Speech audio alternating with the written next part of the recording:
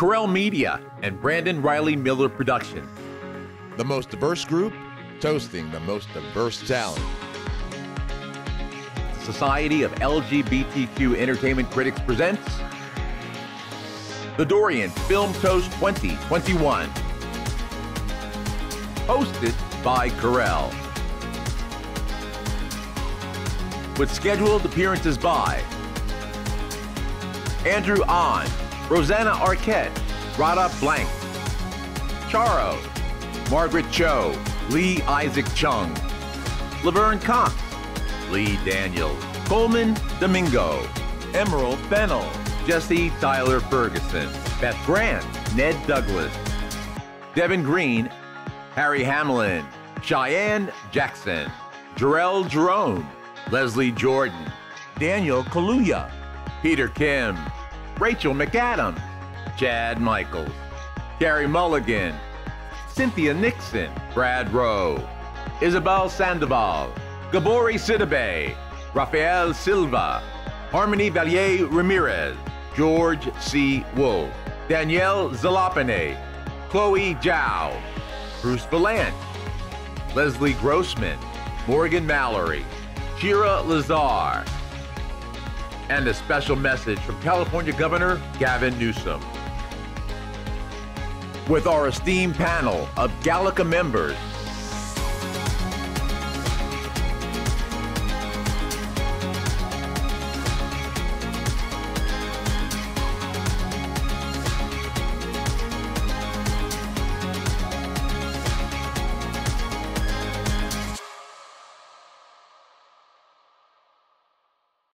Hi, I'm Carell, and welcome to beautiful Las Vegas, Caesars Palace, ladies and gentlemen, right here in the heart of the Strip for the Dorians Film Toast 2021. This is presented by the Society of LGBTQ Entertainment Critics, of which I am a member, and I am, in fact, your host.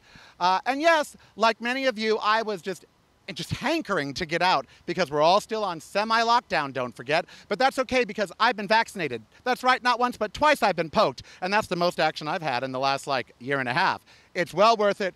Get your vaccines, mask up, social distance. We will beat this thing. We will get back to normal. Now, this year, movies did, in fact, get made, and we did clamor for them. We just did it in the safety of our homes in front of screens large and small, and most of us in our underwear and or sweatpants. That's right, major motion pictures were basically reduced to late-night Cinemax. We watched them alone, in the dark, and in a various state of undress. But that did not matter, not as much as movies. In fact, that's our theme this year. Movies, Hollywood's lifeboat. Movies that matter. And matter they did in these uncertain times. You know, our 290 members of the LGBTQ Entertainment Critics are very, very diverse, and the members are in every gender identity, shape, size, sexuality, color, everything. So much so that the Hollywood Foreign Press called and they want to join us. We're so diverse that this year we don't have a best foreign language film. We actually have a best non-English because in our society and in our country, no one is foreign, no matter what language you speak, no matter where you come from. Honey, we are all in this together. We're going to get through this together. Now, I am coming from you from the gardens at Caesars Palace, and I'm going to be all around Las Vegas because guess what? We are coming back to life. But it's a little dangerous here. You're kind of gambling because people are COVIDiot still. They're wearing their masks down around their noses. Now, wearing a mask down around your nose is like wearing underwear up on your head, okay? It's not fashionable, except maybe at Walmart. It doesn't work. It offers no support. So don't do it. Mask up properly, be sure you social distance, and of course, wash those hands. All right, because we are going to get through this together. It has been a long, long year and a half. Now, we have got so many stars, so many presenters, so many winners, so many super journalists just waiting to go on the show that we're going to have a hard time fitting them all in. Now, what a year for films. We had a nominee this year called First Cow, which I thought was the story of a vegan gone bad at dinner. Oh, I'm a vegan. Why not make a vegan joke? And then there's Minari. That's a truly American film about a truly American family who just happened to speak Korean, so it get called international. Well, that's like the International House of Pancakes, honey. It was started in Toluca Lake, and nothing says fresh and fruity, Rudy Tooty, like Toluca Lake. I want fresh and fruity. I want that. I want to be that like the tomato meter. Are you fresh and fruity? Yes, I am 100% fresh and fruity, child. You know I am. We do things a little bit differently here on the Dorians. We give out awards that maybe other award shows wish they did, like Campiest Flick, We give out Best LGBTQ Film, Best LGBTQ Documentaries, and of course we pay homage to our patron saint Oscar Wilde, thus the name, Dorian Gray. And we have the Wild About You Rising Star category, because let's be real, the gay community, honey, we are the tastemakers. We find the art first, we find the divas first, we find the movies first, and then we publicize it, we rave about it, we play it, we watch it, and then everybody wants to join in the fun. And that's quite all right. The more the merrier, particularly this year. One more person would be merry. I don't care if they are merry. Hi, Mary, whatever. So whether you wanted to buy an Airstream and go be a nomad out in the desert, just about 5 miles that way, or you thought that never, rarely, sometimes, always referred to your sex life after marriage. Well, never, rarely, or sometimes, the first 3 words. We're here to showcase the brightest, the best, and even a few that just missed the mark but had good fun doing it on the Dorian Film Toast 2021. Now, this is a toast, so do what everyone walking around here is doing and grab yourself a cocktail, honey. I'm going to show you how to make one later on in the show. It could be water, it could be whiskey, it could be Stoli, it could be wine, it could be whatever you want to drink, but just join us so you have something in your hand and you can toast to our winners. Now let's get going with someone that you all probably will recognize no matter where you live. When I met him, he was the mayor of San Francisco, and he had just legalized same-sex marriage, which we were debating on television. We became friends after he said to me, "Hey, Carell, when exactly is a good time to stand up for equality?" He had me right then and there. Since then, he's become the lieutenant governor of the state and now the governor of the state. And in his first term, he had to deal with, I don't know, raging wildfires, a pandemic out of control, and trying to hold everything together with no help from Washington, D.C. I think he's doing a pretty great job. Please welcome my friend, the current governor of the state of California, Gavin Newsom, who's about 300 or 400 miles that away. Take it away, Gavin. Hey everybody, it's Governor Gavin Newsom here, and I want to just thank you for the opportunity to address you, at least virtually, alongside so many talented LGBTQ artists and activists. This pandemic, it's been challenging to each and every one of us. But in that darkness over the last year, film and television has been a ray of light, and it's brought us all together, even for brief moments of happiness. We'd have been lost without the binge-worthy entertainment that got us through our time at home over this past year. This has been a challenging time for many industries, and we know the entertainment industry has not been spared. So I applaud you, each and every one of you, for your attempts to safely resume some production with masks, testing, and social distancing on the set. And because of your efforts to mask up and socially distance, we're finally seeing not just light, but bright light at the end of the tunnel. If we continue on the trajectory that we're on of low positivity and case rates and high vaccination rates, our economy can safely, fully reopen starting June 15th. I also want to recognize the positive impact the entertainment industry has had on our LGBTQ community. You were pioneers providing visibility, relatable characters, and outlets for LGBTQ people, young and old. So thank you to the LGBTQ Entertainment Critics Association for all of your work to champion LGBTQ entertainment artists and industry folks, and congratulations to all of the Dorian winners. All right, thank you, Governor Newsom, for taking the time to address our little shindig here. Your support for the arts and the LGBTQ community is truly appreciated.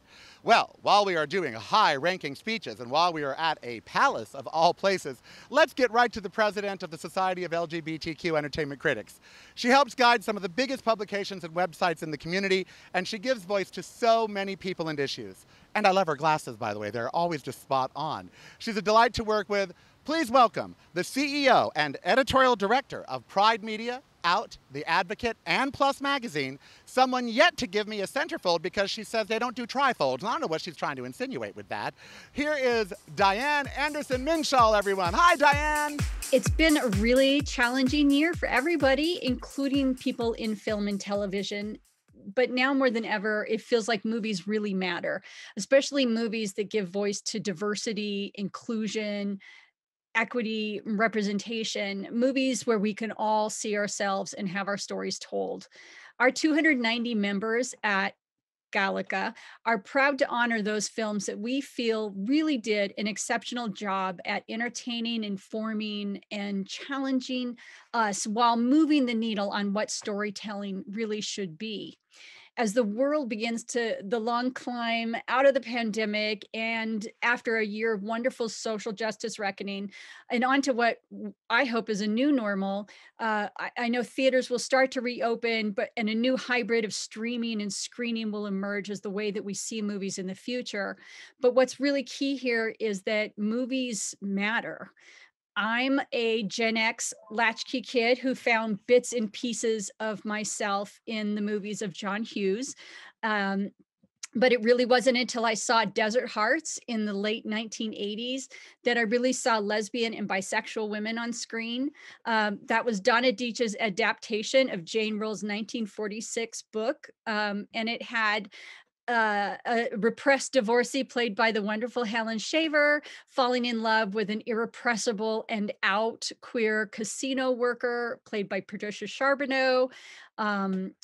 The film had Audrey Lindley as Patricia's sort of mother figure, which was a found family in many ways. Incredibly sexy love scenes. And for me, the first happy ending for lesbians in a mainstream film. And that all made it matter so much more to me. This was not The Children's Hour. This was not The Killing of Sister George. This was something really completely different. And it's still 36 years later, it's still one of my favorite films about queer women in our lives. Here's to the movies. Here's to the wonderful things coming ahead in 2021. Here's to the films, to the people who love them. We toast all of you and your excellence. And to the viewers out there, please enjoy this Dorians Film Toast 2021. Thank you.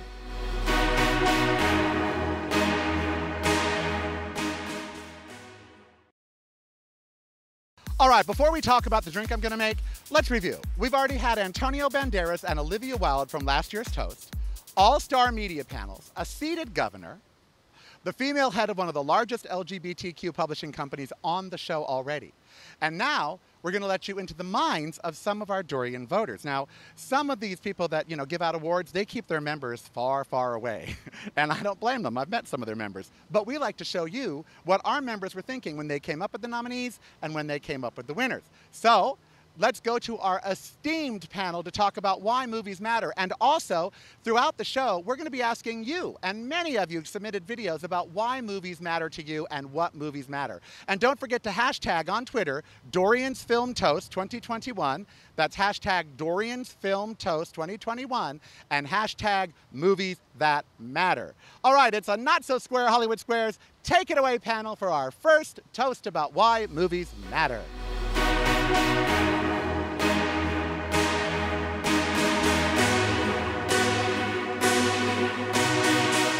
Panel, hello. Hello. Hi, everybody. There we go. Our esteemed panel of Gallica members here with us today to talk the Dorian Film Toast 2021, the nominees, and why movies matter. And they matter a lot, not just because they employ most of us, but because culturally there have been very few things that have influenced culture as much as films, be they good or bad. For instance, here's a for instance. Guess Who's Coming to Dinner was an incredible film for me to see as a youth. I didn't even realize interracial marriage was a thing, meaning I didn't think anyone would be against it. When we saw Philadelphia, my late husband, Andrew, who had HIV/AIDS, at the press screening, and he stood up crying and looked to me and said, "We're never going to see another movie about AIDS ever again." I understood why he felt that way. And that movie mattered to him and to me because it showed someone like him, in what they were going through, like Longtime Companion, another movie that really mattered. Then again, Anti-Mame really mattered because it helped make me as queer as I am. So these movies, enter the pop lexicon and then they become something bigger than, and they matter. So let's talk about why films matter. Movies matter because they provide escapism, and now more than ever, we really need that. They also awaken us to our dreams. We see things in movies that inspire us and motivate us sometimes in better directions and give us ideas of going to places we'd never be able to be somewhere beyond just reading on a page. I also think that right now, culturally, we're looking at a time where representation matters in movies and starting those conversations about seeing straight actors playing LGBTQ plus characters and vice versa. And those conversations are so important in changing the way we view ourselves and the world views us. Films matter because they're a universal language. They're a way we connect. And even when we don't know the languages that are being spoken on screen, sure, there are subtitles, but films are a visual language. They show us how to see ourselves in the world, how to see other people. And when I was a young, queer, non-binary person in rural Colorado, the only queer people I knew were from TV and film. And so I had someone that I could look to and say, oh my gosh, you can be bi? You can be gay? That's just allowed? And it doesn't mean your life is ruined? And that's what I think film gives us. It gives us visual symbols of our truths. Movies matter because it is life. As a Filipino-American immigrant, movies became my gateway to America. I mean, I learned American culture, American language through movies and the visual images that they represent. So that's why I'm saying that movies is life. And I believe that at its best, films can be a vehicle for empathy and can really help you look into the life of someone who is different from you and feel what they are feeling. And I think that that's just an incredibly powerful tool. During this time, during the pandemic, I was able to go to Italy. I was able to go to France. I went to Brazil. I went to all these places via the film. And I got to understand people more, where they were coming from. And yeah, that's the essence of film, and it means so much to me. For the reasons that everyone has mentioned, I do believe movies matter because of that. I think also movies and art is a balm and a salve in times of really deep horror that we've been going through, not just the pandemic, but what the Black community has dealt with this year in terms of the uprisings and reckoning with systemic racism. So for all those reasons, I think that, movies absolutely matter.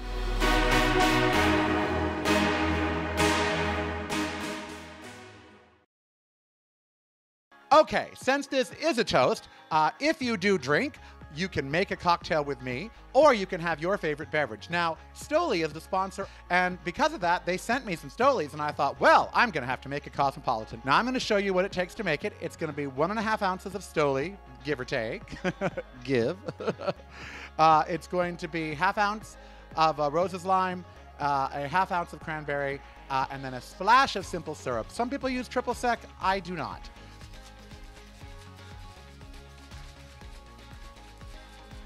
Woo! Look at that. A toast to you and all the Dorians Film Toast 2021 winners. Oh my God, that really is good.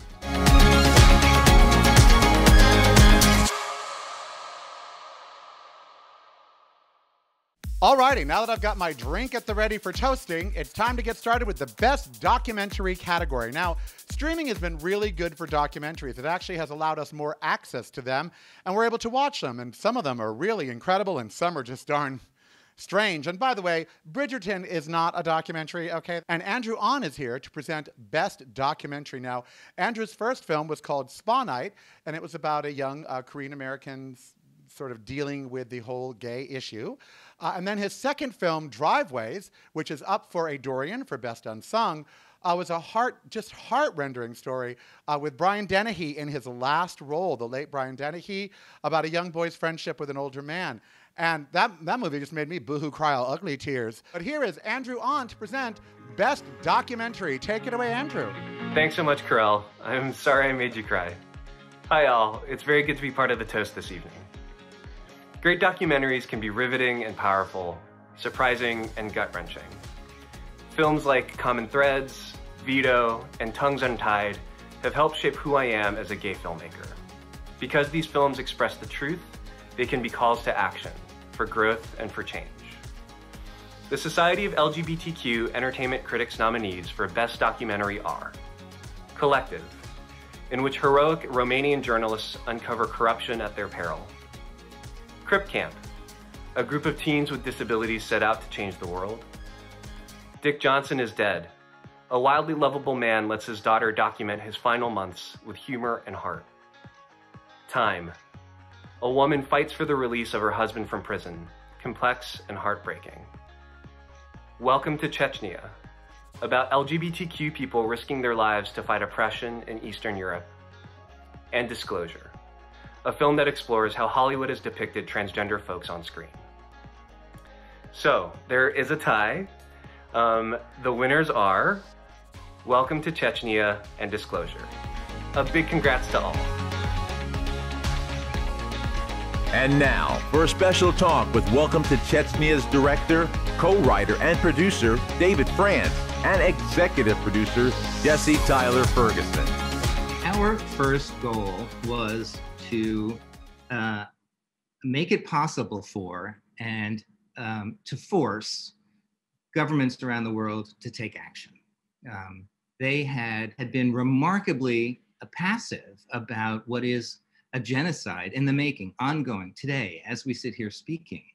And we wanted to kind of bring this into the faces of lawmakers and diplomats and politicians and show them what's happening there and make them see it. And that's been our campaign around the rollout of the film, is to partner with activist organizations to stage screenings of the film for people who can make a difference. I came on board with Justin at the time when the film was basically completed, and we were, and David and his team was beginning to put in the face replacement technology to protect the identities of their subject. We decided we wanted to photograph activists, mostly LGBTQ activists, and ask them to let us use their face as a human shield, really, to protect the lives of the people who are in the film. So as an act of activism, and we knew most of them were based in the US. We knew that they were taking on some risk to do this because of the global reach of this diabolical campaign out of Chechnya. And so that's what we did. We filmed these activists and we ingested their faces in this algorithm, which we had built. And that algorithm just mapped their face kind of pixel for pixel over the faces of the people who are in the film. So really, literally nothing changes about what you see in the film. This technical thing that David is speaking of is also very expensive. So we wanted to help get this film made. We got to see the movie in a very protected way. Our cell phones were taken away from us. We watched it in a room with David sitting next to us, and we got to actually see the film without any of the technology in place yet. And the minute it finished, we knew we had to do whatever we could do to help bring this picture across the finish line and allow people to see it, because it felt so timely and so important. It felt like people should have seen it yesterday. Like today was already too late, because with each moment that this film is not out there, people are still, as you said, in the dark about it and not as aware as they should be about it. And also lives are being put at risk. So it was very, very important to us to help finish this film. And we were just so honored and humbled to be working with David, who is such a brilliant director. And it was just a real privilege for us. We had done it without you and without Justin. It was, you know, an essential part of the team that you've become, and you really brought us across the finish line, as you say. We would have taken much longer to try to raise our funds and to try to bring production and post-production to conclusion. And so you brought this thing out months and months early. You know, you always feel like you can't do enough. And so my heart goes out to people who are living in countries who are in danger or feeling like they can't be open. Justin and I try to remain positive, visible inspirations for people. It's a lot of pressure sometimes, but we do what we can. And this film is just a perfect example of the right film at the right time and a great opportunity for us. And it's just been, again, such an honor to be a part of it.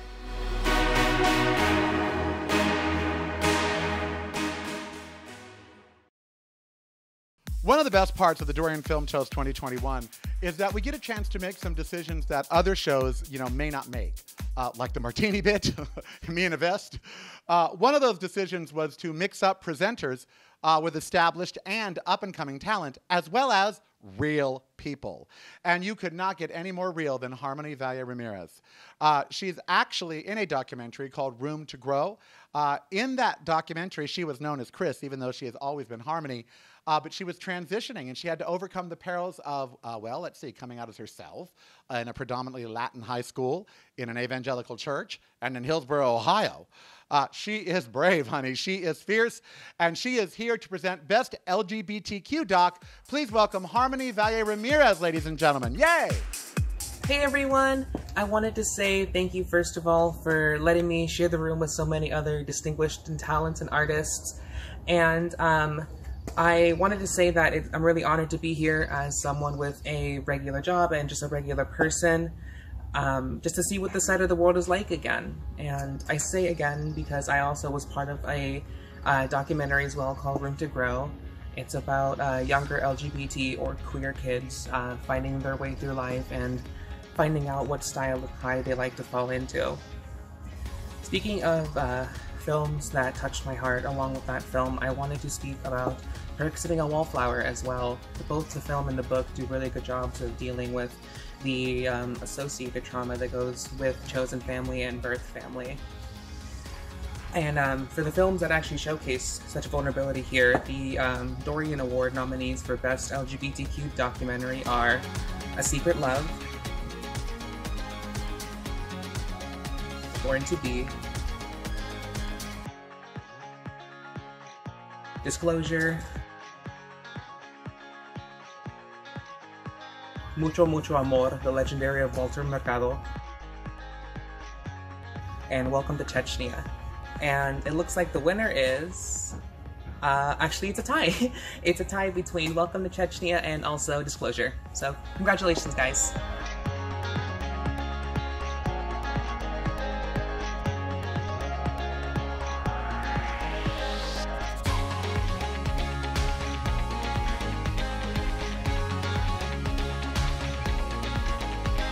And now, for a chat with Disclosure's director and producer, Sam Fader, producer Amy Shoulder, and executive producer and co-star, the lovely Laverne Cox. I want to thank the judges of this award. It's especially gratifying to be recognized by critics in our community. We always considered LGBTQ people to be our primary audience and have been delighted to reach as many people as we have with this film. I'd like to also thank the over 120 trans people who worked with us to make Disclosure. And in particular, I would like to thank our brilliant director, Sam Fader, and our extraordinary executive producer, Laverne Cox.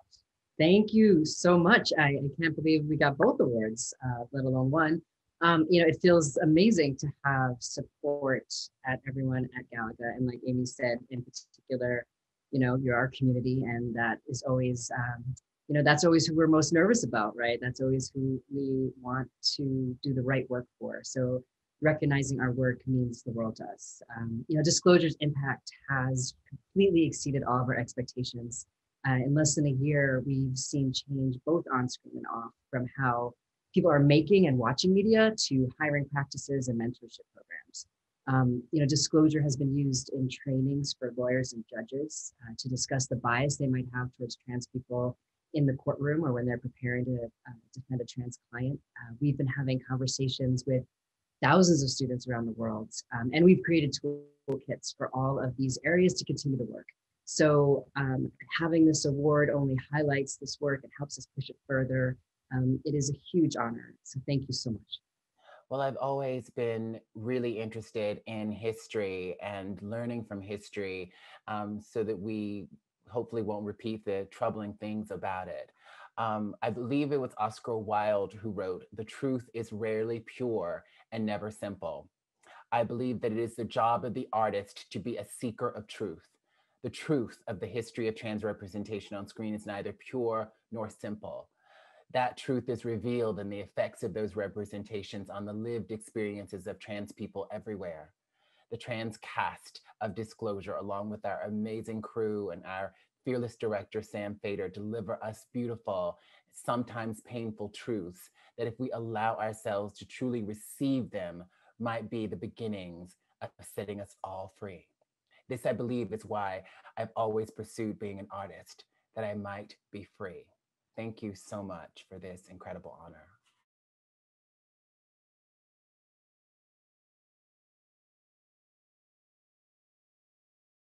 Thank you for pointing, out, what I think we all are experiencing now as a trauma in our culture. I think we've, in the community have known forever that the violence and oppression against trans people and against LGBTQ people has been epidemic. And it was my hope in making this film with Sam and Laverne that we could be part of the change that I do agree we're seeing in the world, but we're not seeing it fast enough. So it was my hope that with this history and with this incredible cast of people talking about their experiences of what it's like to see and not see yourself on screen, that we could understand as a culture where some of those stereotypes and stigma and biases come from. I recently had a whole new take on what hope means and optimism. I never really thought of myself as a hopeful, optimistic person, but someone recently said that critics are actually the most optimistic people because they see how things can be better. So with that framing, yes, I'm incredibly hopeful.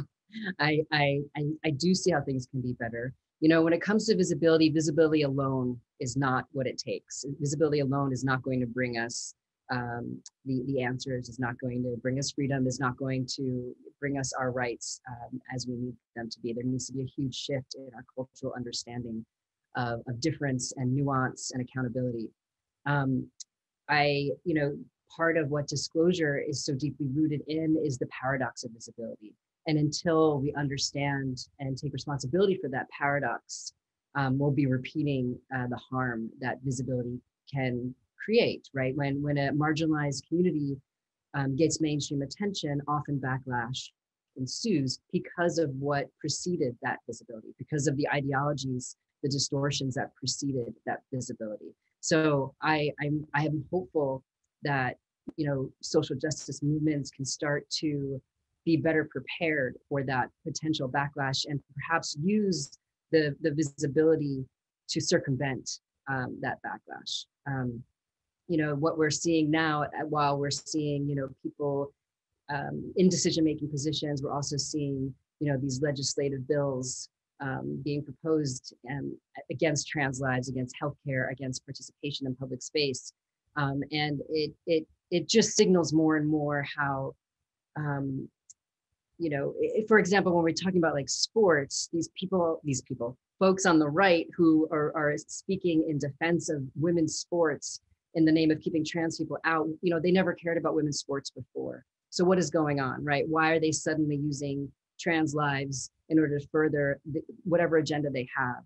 So how do we disrupt this conversation and how do we further our alliances with women and feminists, cis women and cis feminists around the world, rather than seeing the small places where there's some divergence? So I have hope for those changes. The backlash that Sam always talks about when trans folks are visible, the backlash that we talk about in Disclosure, we're in the middle of it right now. There have been over 85 pieces of legislation introduced in state legislatures this legislative session, right? So after the election of 2020, Republicans who control the state legislatures in most of the states in this country have focused on suppressing votes and denying healthcare and access for trans children to be able to compete in sports. This is the priority. This is what they have prioritized in state legislatures all over the country, making it harder for people to vote and stigmatizing and scapegoating transgender children. That is the priority based on what they have been introducing in state legislatures all over the country. It's happening right now. 2020 was the deadliest year on record for trans people. So we're in the backlash legislatively. It's violence against trans people has always existed and always persisted. So the hope that I have, I don't know. I really don't know. I don't know if I'm hopeful. What I do know is that we have to fight. I know that we have to continue to highlight the humanity of trans people in the face of us being dehumanized. Representation is a huge part of that. What we do in the media is a celebrate the beautiful humanity of trans people.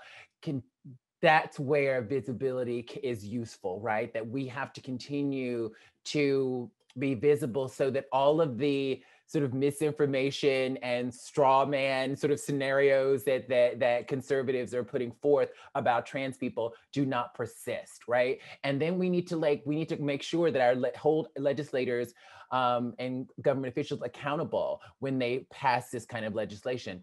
We need to encourage corporations to boycott states that pass these kind of voter suppression and anti-trans legislation. We need to fight. That's really where we're at right now. We have to fight.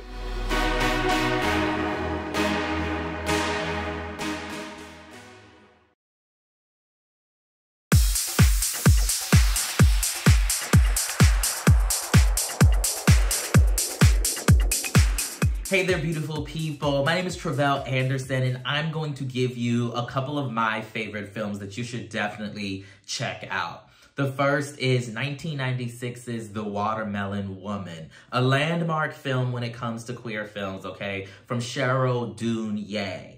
It's a beautiful story of this young Black queer woman who wants to know more about her history, who wants to delve into the archive and unearth a lot of these histories and stories that have been erased due to racism, white supremacy, and time. And it's a very, very, very beautiful story just about reasserting ourselves, claiming our history, and establishing and knowing what legacies we belong to. You should definitely check it out, especially for Cheryl Dunye's specific Dunye-mentary style, which is hers and hers all alone, okay? And then the last film I will suggest is Patrick Ian Polk's 2014 film Blackbird, starring Oscar winner Monique, Isaiah Washington, and a great young talent in Julian Walker. It's a beautiful coming-of-age drama about what it's like being Black and queer growing up in the conservative, super religious South.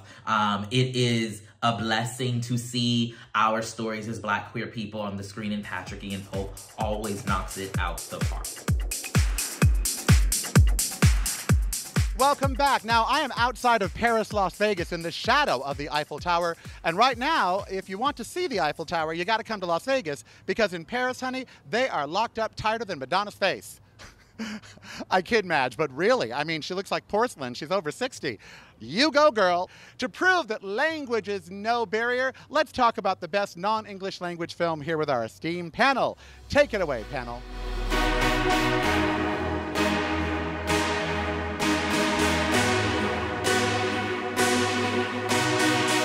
I think they're all extraordinary films. They're all different, but they're all universal in a way. When I look at this list, I had great responses to all of them. I was particularly drawn to Two of Us by Filippo Meneghetti, because it told a story of two women who had been in love with each other for years and years and had to keep it a secret. And it was really about their bond and how they, were able to come out to themselves and other people and make a go at it. It's extraordinary work for me. I loved Another Round. I think Mads Mikkelsen is just incredible in it. It's the story of these four teachers who kind of decide to embark on this experiment of trying to drink alcohol throughout the day during work hours and see if that actually improves their performance. And so the pandemic, basically, it's a story about the pandemic, is what that is. Very much so. It came out at such a great time for kind of a lot of us who are sitting at home working when kind of that temptation is there. But I think it kind of takes this almost like campy idea and really gets to the heart of using that to kind of really explore these men's families, like their family life, their at-home life, their partnerships, and kind of how alcohol either intensifies this, because it actually works for some, but it also really helps them kind of get into the nitty gritty of some of their emotional issues that they may not have addressed otherwise. And I think it's such a brilliant film. And I mean, the end of that film, this extended dance sequence, I think was so unexpected when I first watched it, but it's so powerful in a way that's almost, it's this very fun end to a film that feels quite serious at sometimes, but it's such a beautiful ending that really is just so uplifting. And the song has really stuck with me as well. Bacurau is a Brazilian film, and it's this staggering depiction. It's a fable, but it's a staggering depiction of a closed community reacting to invaders. But you also get to see it through the invaders' eyes. And it has this universality that is really chilling. It hits you right in the face. It's very funny. It's absolutely terrifying. And it's incredibly well made and well acted by a cast that just dives in and really goes for every scene they're in. Yeah, Bacurau is this like John Carpenter kind of throwback, like Brazilian Western, really funny, and features Udo Kier, who's showing up, as he always does, as some like, wonky character who's not to give anything away, but he's helping invaders hunt this community. And I'm really not spoiling anything because there's so much more here to explore, but it's a really deeply funny movie, and the performances are just like some of the best like ensemble performances I've seen in a long time. To me, Minari was one of the films where I saw my childhood best represented. I grew up extremely poor. I grew up working the land. I grew up searching for water. Like when they were searching with the dividing rod, I was like, I have done that. Like I have been out in the field with my dad doing that. And the idea that it's somehow not an American, quintessentially American film just boils my blood. Minari, and also another movie nominated in this category, I Carry You With Me, are the new American classics. There are these stories of people who came here, like me and my family, in the last half century or so, and are now telling their stories with all their complexities, with love for this country, but also with clear-eyed sentiment about how hard life can be here, especially when you leave everything and everyone behind to immigrate and come to America. I Carry You With Me really sort of embodied a lot of the things that I loved about queer film when I first got into it. And one of the things that I really sort of loved about that was that it sort of forced me to not be the center of the narrative and really look at the people who are in these stories as me. I had to do a little extra work. I couldn't just sort of subplant myself. It was one of the most moving movies I've ever seen, not just LGBTQ films, but it's a story about universal love and the immigration crisis at our border and the things that people have to go through just to be able to live and to be able to come here. Jairo Bustamante, who directed Llorona, is one of, I think, the best working queer directors in the world right now. And he told this fable about guilt and sin that's rooted in the true horror of political oppression and genocide, and sort of infused it with his queer sensibilities. Like his last movie, Templores, was a queer story, but this one is not. But it's so full of queer sensibility in every frame, in the way that he moves his camera, in the way that he tells the story. And it's a great accomplishment for him. Our next presenter speaks 3 languages, is uber talented, and is not bad on the eyes in any language whatsoever. He was born in Brazil and is now on one of my favorite shows. It really is. It reminds me of the old show Emergency. It's Ryan Murphy's 911 Lone Star, where he plays a out gay cop in an out gay relationship with a fireman, all in Texas. That's right, it is pure fiction, and I love it. Please welcome Raphael Silva, ladies and gentlemen. Hi, my name is Raphael Silva, and it is my absolute honor to be here at the Dorians. And I'll be performing, I'm not gonna be performing, although if you want me to, I'll be presenting the award for Best Non-English Language Film. And, presenting this award, I was thinking of things to say, and, I could say something in Portuguese, or I could say something in Spanish, or I don't know. I was just driving myself crazy, thinking of things to tell you about. Anyway, clearly not important. But I started thinking about the labeling of foreign film, the labeling of of foreign film and how, unfortunately, labels in our world kind of matter, right? You know, we have this tendency of, at least from my experience, being an immigrant in America, whenever we label things as foreign, as different, there's this collective assumption that whatever the foreign or different thing is, or whatever the foreign or different person is, whoever they are, that they are automatically different than us, that they automatically don't understand us, and we automatically don't understand them. And, you know, when I first moved to the US, I didn't speak English. Eu falava português, só português. E tudo bem, não tem problema nenhum, né? Pero yo tuve que aprender español para que yo pudiera comunicar con mis profesores y para simplemente tener amigos. But at the end of the day, you know, language doesn't really matter.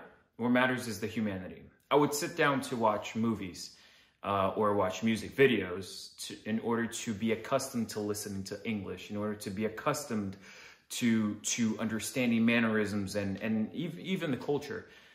But, you know, in that process where I didn't understand the language, I could understand a movie, I could understand a music video, because it wasn't about the language. It wasn't necessarily about what they were saying, but perhaps how they were conveying the emotion, how they were acting, what they were telling, what truth were they telling without necessarily utilizing words. And I think that's not foreign to anyone.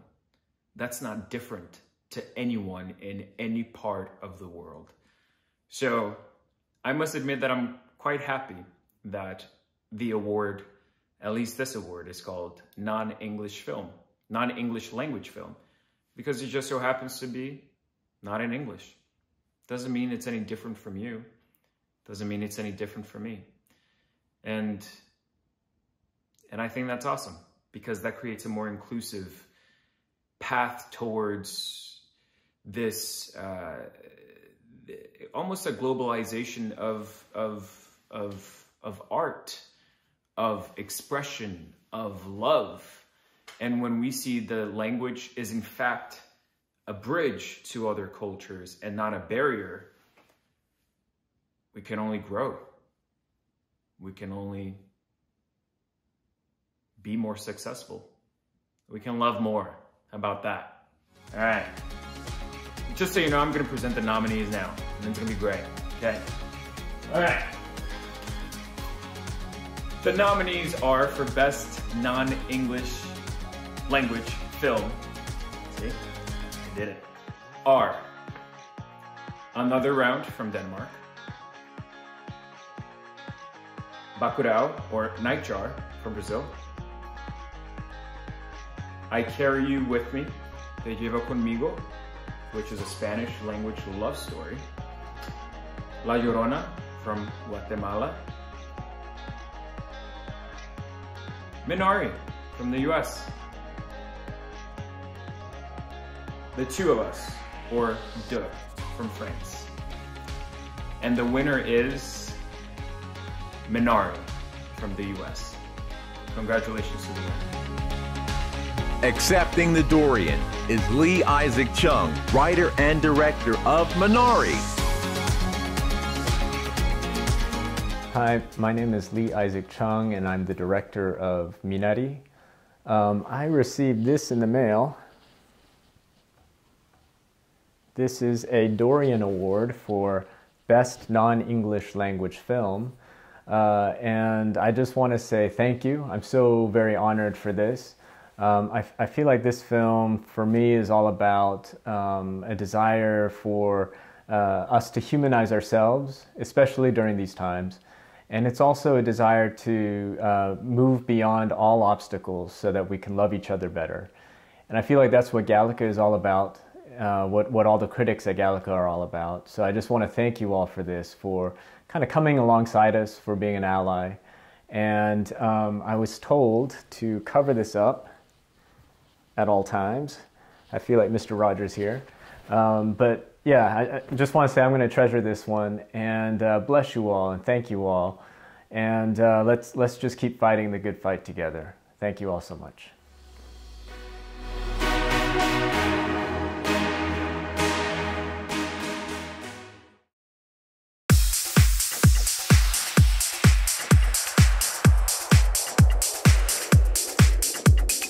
What's up, y'all? Davis Mallory here. During this quarantine, it's been a great time for me to revisit my childhood favorite movies. And just in the last month, I watched one of my favorites, Amélie, the French movie. I've probably seen it 15 times. I also watched the movie Coming to America because the sequel was out, so I wanted to go back and watch the first one more time. It was awesome. And Rat Race. That was like one of my childhood favorite films. It's like a bunch of people trying to compete for $1 million. It's funny, and for some reason as a child, I would watch it over and over and over again. So just this quarantine, I've been sitting back and enjoying old childhood favorites all over again. Well, hello, I'm Devin Green. And I'm Ned. In Fabric is one of the most quotable, perfect combinations of horror, comedy, kitsch, fetish, and fashion movies ever. A stellar performance by Fatma Mohammed and Marianne Jean-Baptiste. Directed by Peter Strickland in 2018. If you have a library card, you have free access to this film online at Canopy. It's stylish horror. This movie matters, especially... Because we've seen it a lot. We've seen it quite a few times. In Fabric. Our next presenter knows a little bit about writing. He's written for stage and screen and old joke. You may know him from the film Get Bruce. You might know him from the Center Square on Hollywood Squares. Bette Midler, Cher, countless others call on him when they need some writing. That's why we called on him, because we want him to present Best Screenplay. My friend, ladies and gentlemen, Bruce Vilanch. Take it away, Bruce. This is so exciting. Screenplay, because, that's what I do. I mean, I don't write, I rewrite screenplays. But it's been a year for writers. I mean, we sit here at the keyboard, pounding away, wearing no pants. It's been thrilling. And if we don't stand up and do a Jeffrey Toobin, we're okay. So that's why I have lead shoes on, so I won't do that.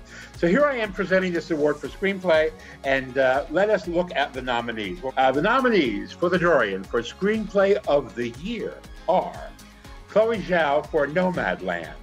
It was elegant and beautiful. Thank you, Chloé.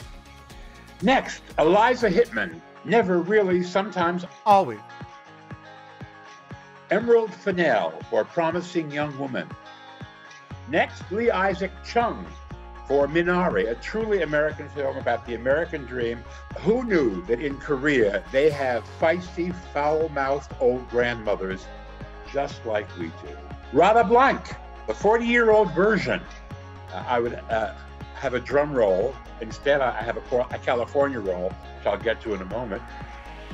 The Dorian for the Screenplay of the Year goes to Emerald Fennell for Promising Young Woman.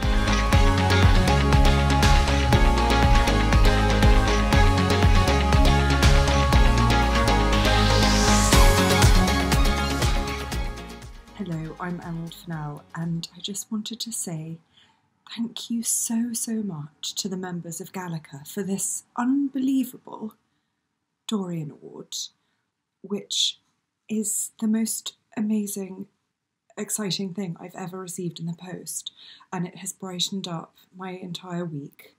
And I'm just going to do a little unveiling for myself, which seems quite sad, but I'm just genuinely so excited to receive an award, and so I'm going to take this velvet drape off to reveal this amazing award with an unbelievably flattering picture of me, which is both misleading and delightful, and I'm incredibly grateful to the artist for being so kind and giving me cheekbones. This means so much to get the Best Screenplay Award from you, and I have so much admiration for your members, and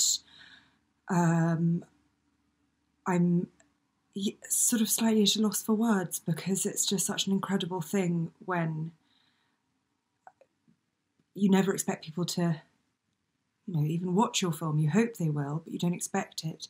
And so to get a beautiful award all the way from Las Vegas because you have liked the film, it's impossible to describe how much it means, especially from such an incredible group of people doing such amazing, important work. So thank you. Thank you. And I wish I was in Vegas watching Brittany, if she's still in Vegas. Maybe she's not. Watching anyone. And I could be there to collect this beautiful award in person. But all I can say is thank you. This is amazing, and I'm going to display it very prominently in my house because I love it so much. Thank you very much.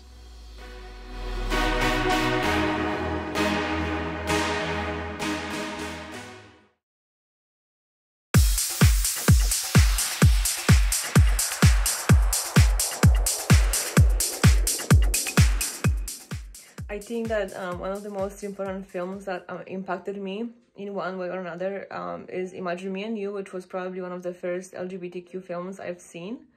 Growing up in Poland, where there is still a fight for LGBTQ rights, I think it was very important to me to see two women in love having a happy ending.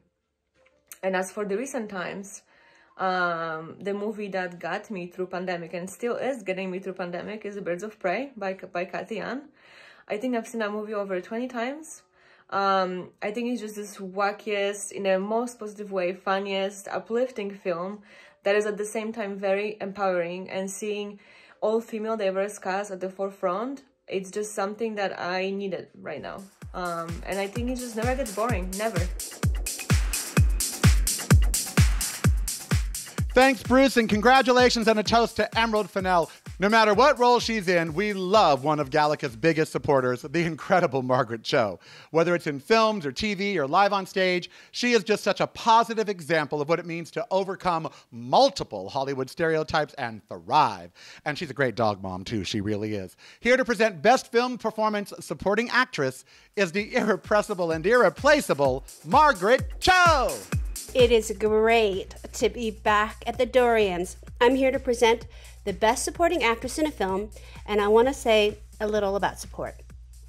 Right now, the Asian American community across the world, Asian American and Asian communities, that is, we need everyone's support more than ever. And they have mine, and the senseless bigotry and violence must end.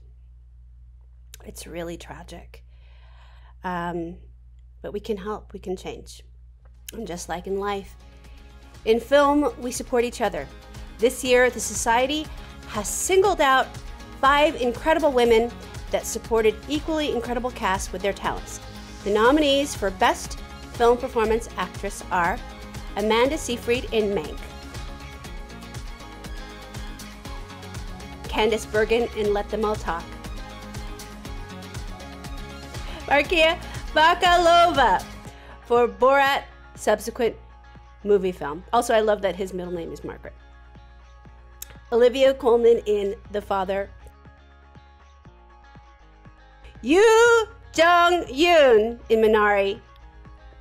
What an incredible group of superstars. I love them all. Even though supporting roles, there are so many reasons why supporting actors really make a movie. They're so great, and it's a victory for women everywhere. And the winner is Yoo Jung-yoon for Minari. Congratulations, and a toast to all of you.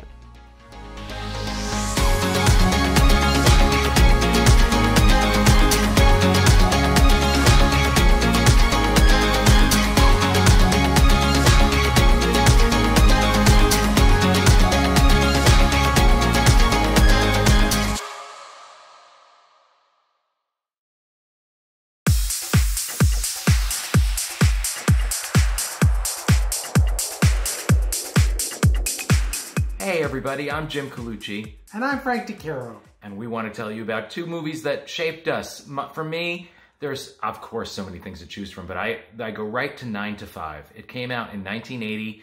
I was 10 years old. I think that's a really formative time to get the message that even if you are somebody who the system seems not to respect, like it didn't for these female assistants, you can take matters into your own hands and change the world for the better. And it's freaking hilarious, and it has Dolly Parton. What else can you ask for? And we've all wanted to tie our boss up and leave him in the garage, let's face it. That garage door opener, aren't there people in life that you just wish you could hit the button? I hear you. Now my favorite, I brought a prop, okay? Mine is Female Trouble. I'm a huge fan of the director and writer, John Waters. I think he's truly amazing, and I adore Divine, who is the leading lady of Female Trouble. She, of course, plays Dawn Davenport, a thief and a shit kicker, and she just wants to be famous.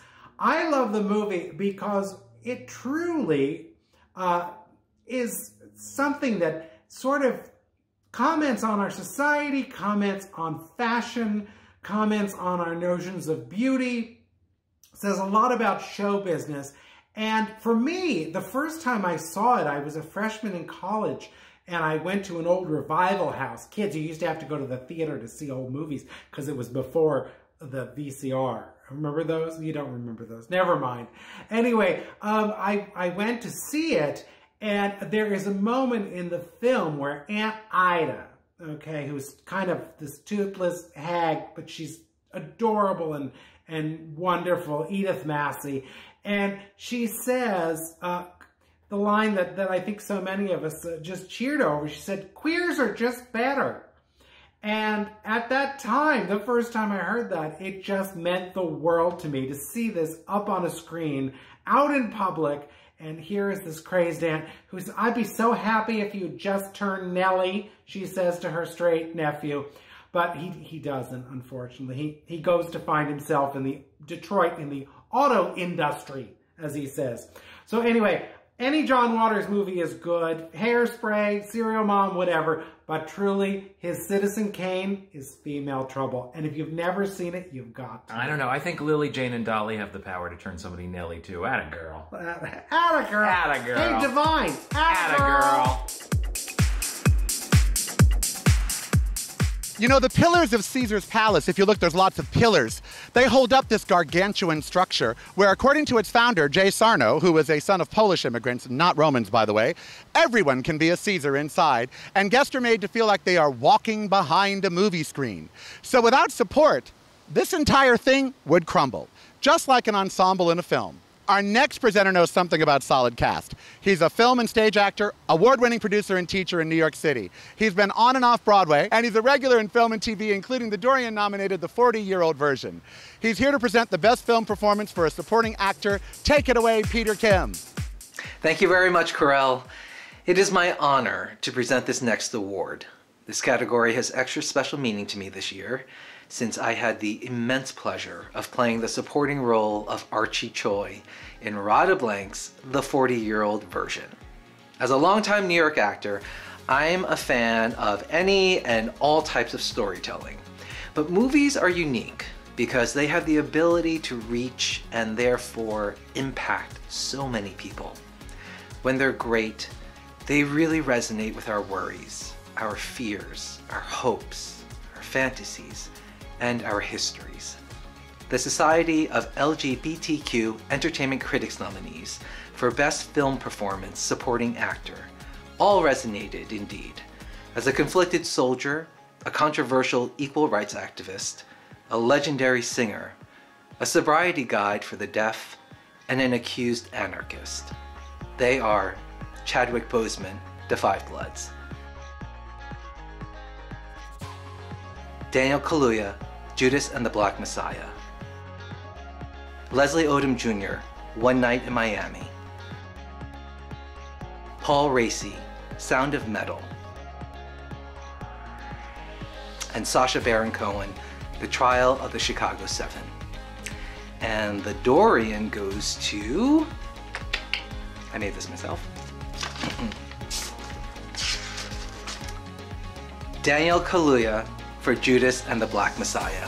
Congratulations.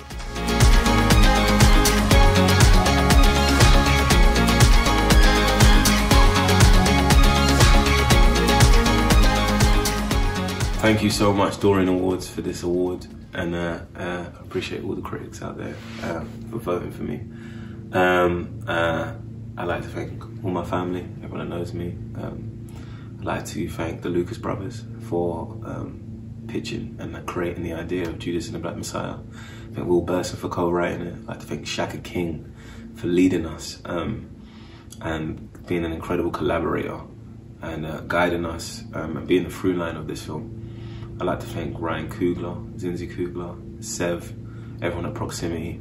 I'd like to thank Bron, participant. I thank Charles King, everyone at Macro. I'd like to thank Nigel Kirkendall and everyone at Warner Brothers for their consistent support. And I'd like to thank the incredible cast, Lakeith Stanfield, for leading with us and guiding the way. I'd like to thank Dominique Fishback for bringing all the love that she brought into this film, and every single member of the cast. We really did this together. I'd like to thank the crew. You know, it takes a village to raise a film, and I really believe that. So I really appreciate everyone in Cleveland for all the work, and I'd like to thank Chairman Fred and Mama Kua for all their support and truth that they gave to enrich the film. Again, I'd like to thank Dorian Awards for recognising this film and allowing more people to see Chairman Fred and what he stood for, what he believed, and what he did for the black community and the community at large in Chicago. And I really hope that continues to live on in everyone's hearts and minds. Thank you so much for this award. I appreciate you.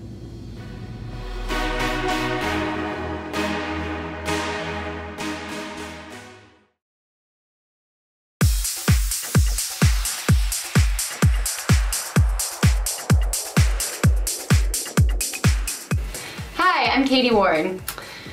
Let's see, one of my favorite movies growing up that really impacted me, that I identified with, was Gia, starring the fantastic Angelina Jolie. You know, it was two beautiful women who were queer women and chose another queer woman.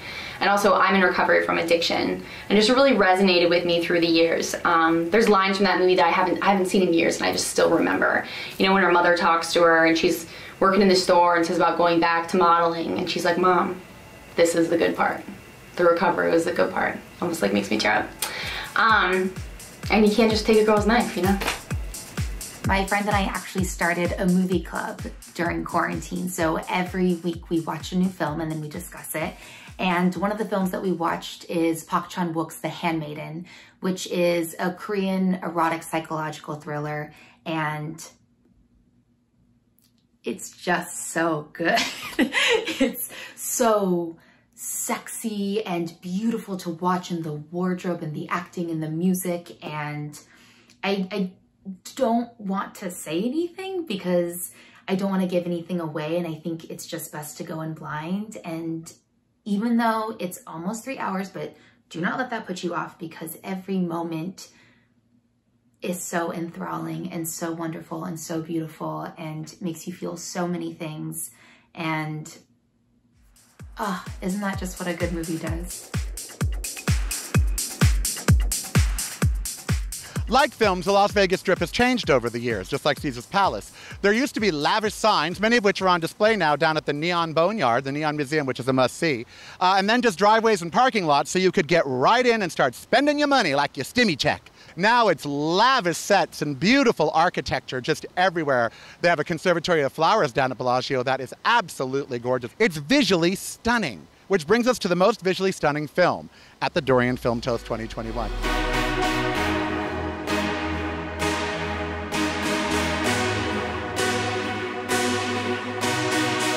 Why? Why do these films stand above others when it comes to just their look? I think it's because the visual components that are elevated are meant to bring out certain aspects of the themes of the film. So when I think about Birds of Prey, you know, Kathy Ann, her goal was to make it like a comic book done for women. And her goal was to make it feel like it was a bisexual film about someone who is just the definition of a bisexual disaster. And you get that feeling as you watch it. And that's, to me, I think what makes all of these films so specifically unique is the way that their visual aspects just highlight what is happening thematically. Can I just add, as a disastrous, kitschy bisexual, Birds of Prey was just a treat. Yeah, I can say. I was gonna say I have to second Birds of Prey. I mean, it's one of the last films that I saw in theaters in over a year, like RIP. And I just remember kind of how stimulating it was to kind of see that on a big screen. It was so colorful, so vibrant, and it really kind of just immersed you in this world and kind of this idea that it was supposed to feel like you were inside of a comic book. It really took you into that, and I feel like it's one of the best cases for, you know, seeing stuff in a theater on a big screen, because it's like in that you really do feel like for the 2 or so hours that the movie lasts that you are in this world. And I think that that's what visually striking films do the best. I think that all of her films, Chloe's films, are actually pretty much visually striking to begin with. And they do tell the writer the same sort of thing happened where the landscape became the story, where the people are part of the landscape. And I think that's integrated in all of her films. You give such an earthy tone with it, and you feel like it just puts you into the mood that you are in, more like almost like a documentary. You feel like you are invading people's lives in a good way. Like you are sort of welcomed in. Invading is probably not the best word, but you're invited in to see them, to see where they live, to understand every single minute element that seems real. And so I think that's where she comes, her visual sense and her sense of drawing out human drama is pretty incredible. She's one of my favorite filmmakers. Every frame is this gorgeous, intricate painting that you could stare at individually for an hour and be satisfied by. It's like, I don't know, we get it every once in a while, but it's such a rare thing. And when it actually comes and is done in a way as well as Wolf Walker's, it's like, I don't know, it just really takes you. On Soul, what I love most about that movie, I mean, besides its attention to music and jazz music in particular, was how it tickled my imagination. They found over and over again really accessible yet specific ways of visualizing concepts that I never thought I would see in a movie, like being in the zone, or loving what, you know, jazz music does to your head. Like they made you see it, and in turn made me feel it in a certain way, and that's absolutely what I love the most about it. She's shot to fame as Miss Betty Bowers, America's Best Christian, and since she's Canadian, that kind of explains a lot. She's a comic and a musician and more Christian than many people I know of, even in parody hunting. Now, he's an incredible keyboardist, composer, and a filmmaking audio guru, also her musical partner. He is Ned Douglas, and she is Devin Green, co-host of the kitschy TV game show Versus. That's what he does. She just does all the web stuff. So let's have them present our most visually striking film category. Take it away, you two. Well, hello to the Dorians. I'm Devin Green. And I'm Ned Douglas. Here to present most visually striking film, and trust us, they are absolutely intoxicating. Bursts of color. Gorgeous to look at. A veritable feast for the eyes. We are proud to honor these 5 films that were indeed visually spectacular over the last year or so. Films that spoke to all the senses and reminded us why movies were made to be viewed in the theatre, because they're giant canvases that filmmakers like these can paint on. The nominees for most visually striking film are Birds of Prey and the Fantabulous Emancipation of Harley Quinn, which brought comic book colors to a real-world palette. Mank, proving black and white film after all these years still looks grand. Nomadland, an homage to the Western United States and finding that perfect time of day when the light is, well, perfect. Soul, which continued to expand on the genius of animation through vibrant hues like electric blue. Wolf Walkers, merging Celtic colors and animation with whimsy of all kinds. And the Dorian, for most visually striking film, goes to Nomadland. Well done. accepting as director of photography Joshua James Richards, who happened to handle the same job for past Dorian winner God's Own Country.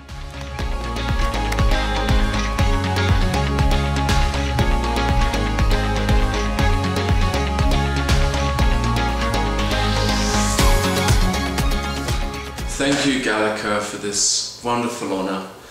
Thank you, Searchlight Pictures and the whole Nomadland team. Thank you, Chloé, Zhao, our fearless director, for never changing who you are, always being true to yourself. I want to also thank Gallica for recognising God's Own Country back in 2018 for Most Unsung Movie. So a very belated thank you to that also. Thank you, everyone.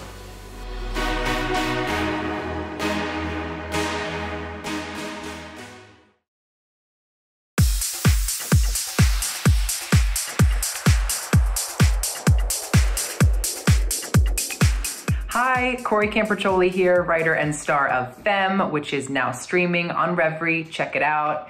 Now listen, when I'm thinking of an iconic moment in queer cinema, I'm gonna go with something that's super highbrow, super sophisticated. I'm gonna go with Spice World. Yeah, that's my choice. Spice World is iconic. Spice World turned me gay. I think specifically that stadium scene where the Spice Girls are performing, right? And then they have the backup dancers come in and they're in all purple leather. So shout out to the gay ass costume designer who made that happen. And then the dancers turn around and they're in assless chaps. And you know, 10-year-old Corey lost his goddamn mind. Iconic, so gay. We stand. Spice World. Hi, I'm David Reddish, entertainment editor at Queerty. So a movie that has helped get me through rough times, not just in pandemics, mind you, would be this film, one of my favorites. It's called Velvet Goldmine, and it's by the director Todd Haynes. I first saw it when I was 20 years old, and it was my first exposure, first, to the work of Mr. Haynes. It was my first exposure to this cast. They were all unknowns at the time. They've gone on to become Toni Collette, Ewan McGregor, Christian Bale, Jonathan Rhys-Meyers, and Eddie Izzard. And it was my first exposure to the influence of queer culture on rock and roll, and how the two sort of merged and are intertwined to this very day. It's a movie I've seen dozens of times. It inspired me to start wearing glitter in my hair and dyeing it all kinds of wild colors. It inspired me to take interest in real-life glam rockers like David Bowie or Brian Ferry or Lou Reed. And it is the movie that inspired me to say I would marry Todd Haynes based on the quality of this film sight unseen. So Todd, in the event you're actually watching this, if you want to have date night sometime, I am very, very happy to screen for you. It's a magnificent movie. I recommend everybody check it out for the music, for the acting, for the performances, and for the complete surreal homoeroticism of it. Can superheroes be campy? Well, they can be, depending on the movie. I mean, been to many biker bars lately, Bruce, is still one of my favorite Batman lines. That was in the Chris O'Donnell, Val Kilmer forgotten classic, but that was pure camp. Someone who is headlined right here on the Las Vegas Strip. Honey, nothing is more opulent than she is. Nothing can compare to the color and the vibrance of her. She has been a worldwide icon for as long as I can remember. I love her, my mother adored her, and millions worldwide have fallen in love with her Grammy-winning flamenco guitar. Her catchphrase, coochie coochie, is almost as famous as she is, and the Strip could be powered by her energy. Please welcome the one, the only, Charo, to present Campiest Flick of the Year. Yes, Charo, coochie coochie mom, this one's for you. ¿Qué es lo que está pasando? ¿Qué es lo que está pasando? ¿Qué es lo que está pasando? Que la gente está gozando. Ay. Hola amigos, bienvenidos to the Campiest Flick Award. I am very happy to be here. It's an honor for me. I love your movie, they're beautiful, and I love the music, the excitement, the energy, the creativity. You are beautiful. I want to introduce myself to you properly.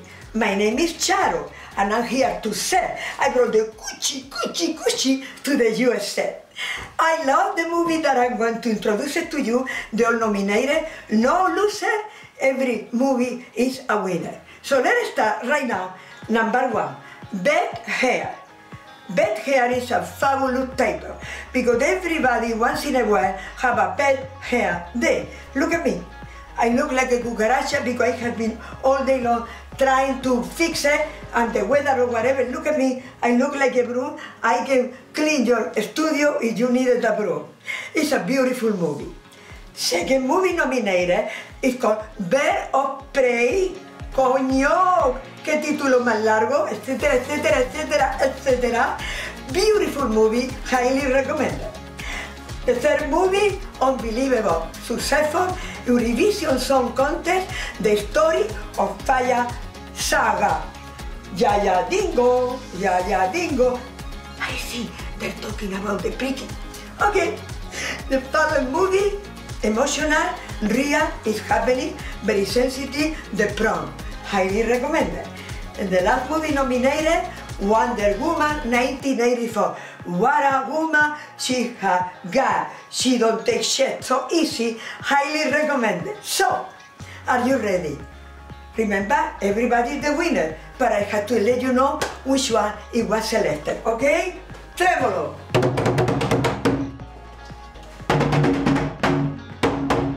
Okay, and the winner is Yaya Dingo, Eurovision Song Contest, the story of Fire Saga. Ooh, congratulations. Thank you. Thank you for making the world so beautiful, to bring entertainment. I love you all. Buena suerte. Keep on writing, keep on producing, keep on making music, keep making the world beautiful. Enhorabuena. I love you all.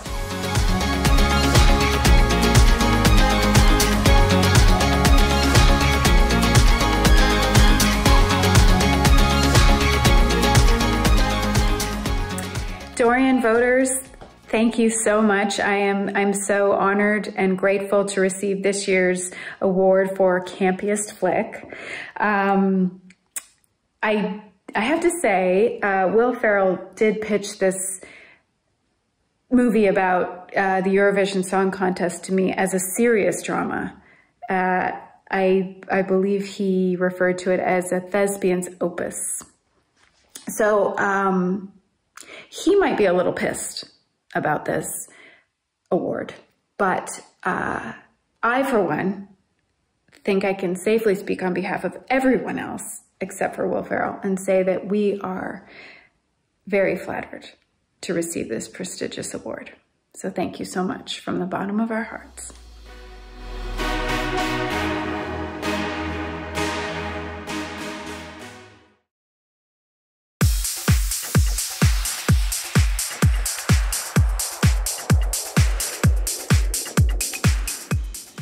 Hi Gallica friends, it's Raphael here, editor-in-chief of Pride.com.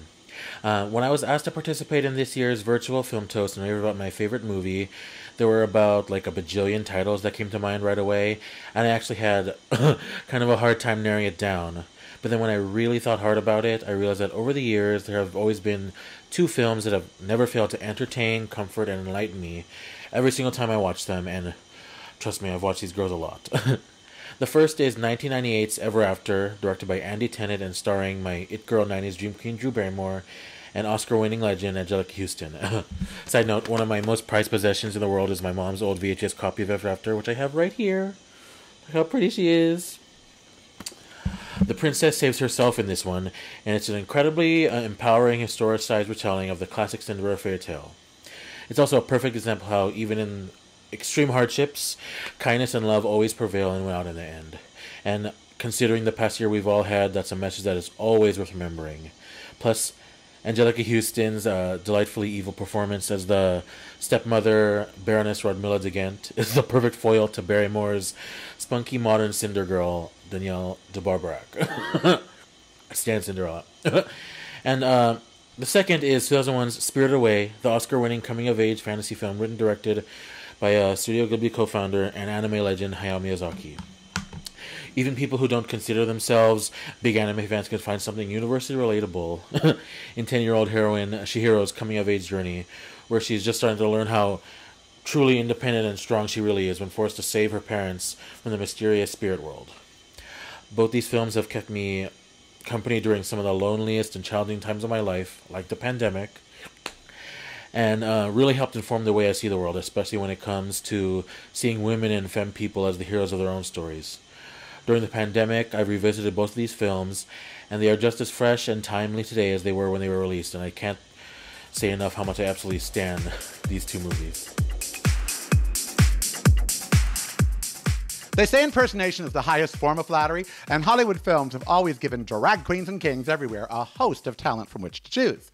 Let's check in with RuPaul All-Star winner and female performance artist par excellence, Chad Michaels, on what movies and characters matter to him most. Hi, I'm Chad Michaels, and this year, more than ever, I have turned to the movies to keep my sanity during lockdown. But movies have always mattered to me. They've mattered so much that they have influenced my work and the characters that I choose to tribute.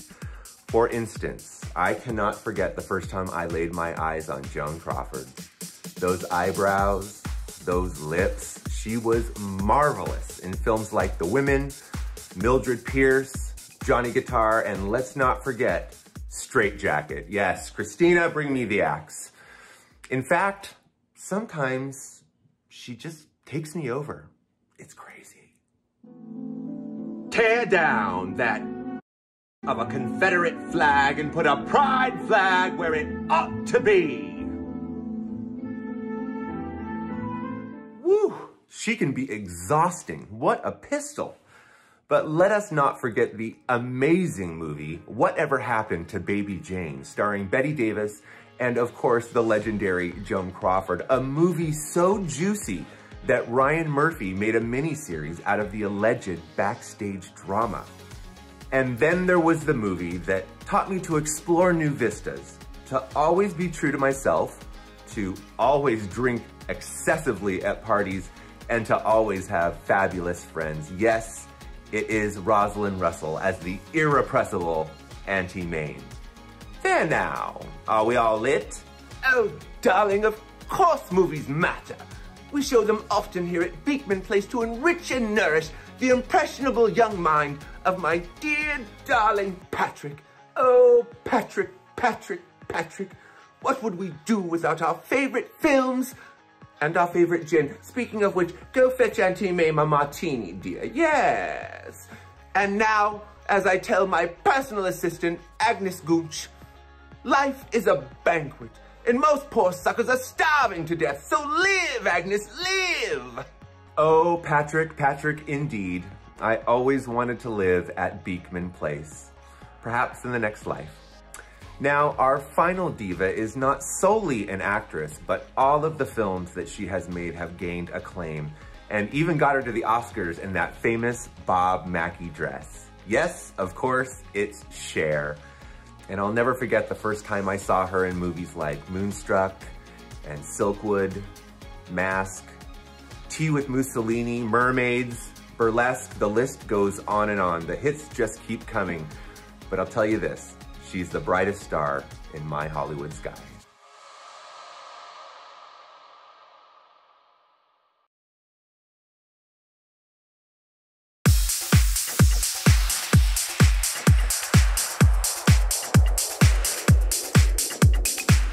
My favourite film experience of last year was Women Make Film, the 14-hour documentary by Mark Cousins, which I sat down every Tuesday night for those 14 weeks at 8 p.m. Eastern and watched a new episode, and each one I thought was utterly compelling, inspiring, and quite moving and poignant at times, also funny.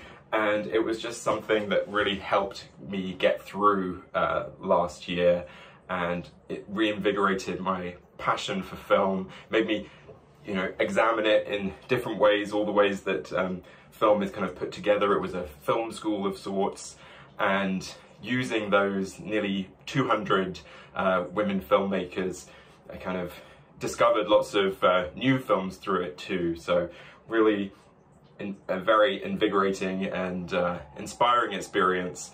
And those Tuesday nights, including one which was election night, really helped sort of just shut out the world and focus on my love for film. So thank you, Mark Cousins, and all the wonderful narrators, including Tilda Swinton. Woo, the strip is bumping, honey. Now, if you're a performer, be it in films, TV, or stage, ultimately for many, the goal is to be a headliner, to be on a giant screen like the one behind me, promoting your movie or your show. And whether you're a scene stealer from Minari like Alan S. Kim, or you find yourself locked in a room with Rudy Giuliani, as part of the gig like Maria Bakalova did, you can be new to the craft or established when your star decides to rise to the top. Our 5 Wild About You Rising Star nominees are going to be larger than life very, very soon. I cannot tell you how thrilled we are to have our first Rising Star recipient to be here today to present the Wild About You Rising Star Award. She exploded onto the screen in the fierce role as Precious, and she has been chewing the scenery ever since, no matter what it is, comedy, drama, whether she's in films or whether she's on Empire for 5 years.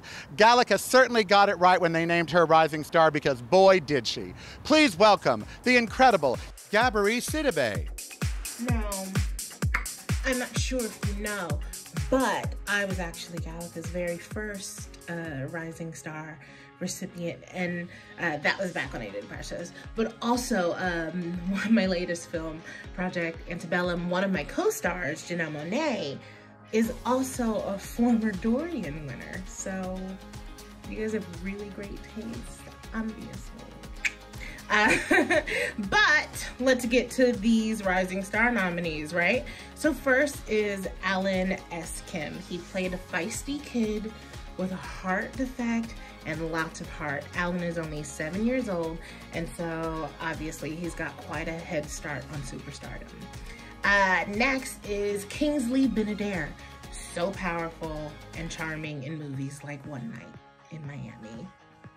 Maria Bakalova, who was great in Borat's subsequent movie film, and also in her first ever movie. Radha Blank, my girl, who after lots and lots of hard work, broke through with her hardest work, directing, writing, and starring in the 40-year-old version. And Sydney Flanagan, the singer-songwriter making a splash in movies like Never Really, Sometimes Always. And the Dorian Rising Star winner is my girl, Radha Blank. Yes, Radha, yes, Radha, do it, Radha.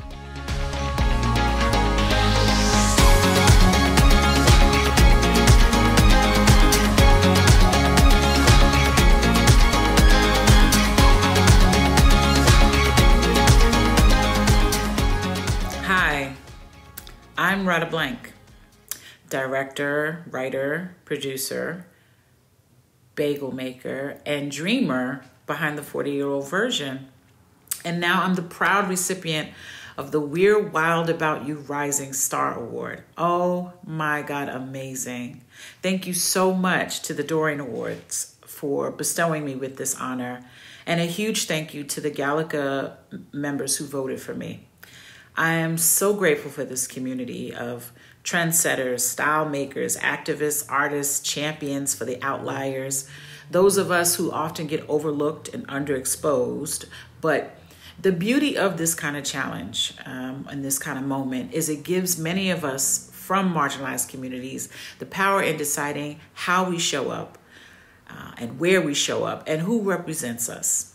And so I'm very proud to be a representative. It means that we didn't wait on the typical gatekeepers to acknowledge and affirm us. We instead said, our party is better than yours. So thank you so much. This means the world to me. I want to thank my wonderful cast and crew. I want to say thank you to Netflix. Thank you to my financiers at New Slate Ventures, and special shout out to my producer, Lena Waithe, and my Hillman grad family. While other potential producers saw my brand of storytelling as a huge risk, Lena saw a no-brainer. She is the epitome of hashtag trust Black women, hashtag trust queer women. And thank you so much, Lena. Thanks again to the Dorian Awards, and let's keep telling stories.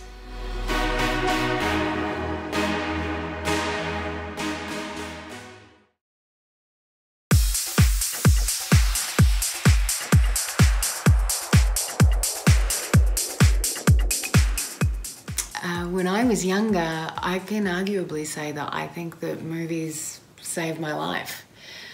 the relationships that I built with the characters in those movies made me feel less alone, and they didn't care that I was different. They were there for me no matter what. I think that when it comes to my go-to movie, when I'm needing a helping hand or a reminder about how strong we as women can be, I'd have to say that the movie is Fried Green Tomatoes. It's just an awesome, awesome tale about three very strong, inspiring women at different stages of their life. And if you haven't watched it, you should. It's a good one. So what exactly is a Dorian Award? How did it come to be? What do they actually get when they open up their box? We're going to let Jharell Lazar from Reverie tell you all about that in Meet the Dorian. But I have to tell you, it is an homage, of course, to the only novel written by Oscar Wilde, The Picture of Dorian Gray. What happens if they lose their award or something happens to it? Well, take it away, Shira, and tell us. Hey, I'm Jharell Lazar from What's Trending, and welcome to Meet the Dorian. This year, the Society of LGBTQ Entertainment Critics decided to go big or go home. So they launched the Dorians TV Toast 2020 on Reverie. And for that, a new award was needed. Now, the Society named the award after the only novel ever written by the iconic gay author Oscar Wilde, A Picture of Dorian Gray. The novel, like Oscar, was scandalous for its time, and it wasn't until just recently that the full uncensored version became available. Producer, host, and proud Gallica member Carey decided to go quite literal, and with the Society's permission, enlisted art director and artist Jason Young of Peel Image in Palm Springs, California. The two decided to digitally recreate a portrait of the artist as the winning trophy and have the image printed on canvas. They opted for digital because, as Carey says, Dorian would have embraced the digital world, as would Basil Hallward, the character that painted the portrait in the book. Putting it together during a pandemic wasn't easy, so Carey had to enlist all the local talent that he could.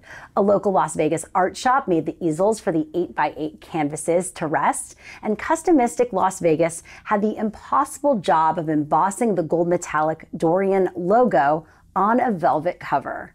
What's emerged is a unique award that's very personal and is already the rage around Hollywood and beyond. And this award comes with a warning.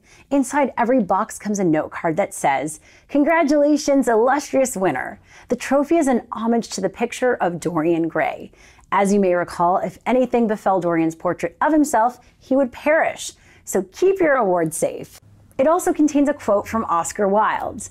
"Those who find ugly meanings in beautiful things are corrupt without being charming." This is a fault. Those who find beautiful meanings in beautiful things are the cultivated. For these, there is hope. Not many Hollywood awards come with a history lesson and a warning, as well as a personal portrait. So the Dorian is bound to have a special place on mantles across the globe. So right now, let's raise a glass to the new Dorian Award. Cheers.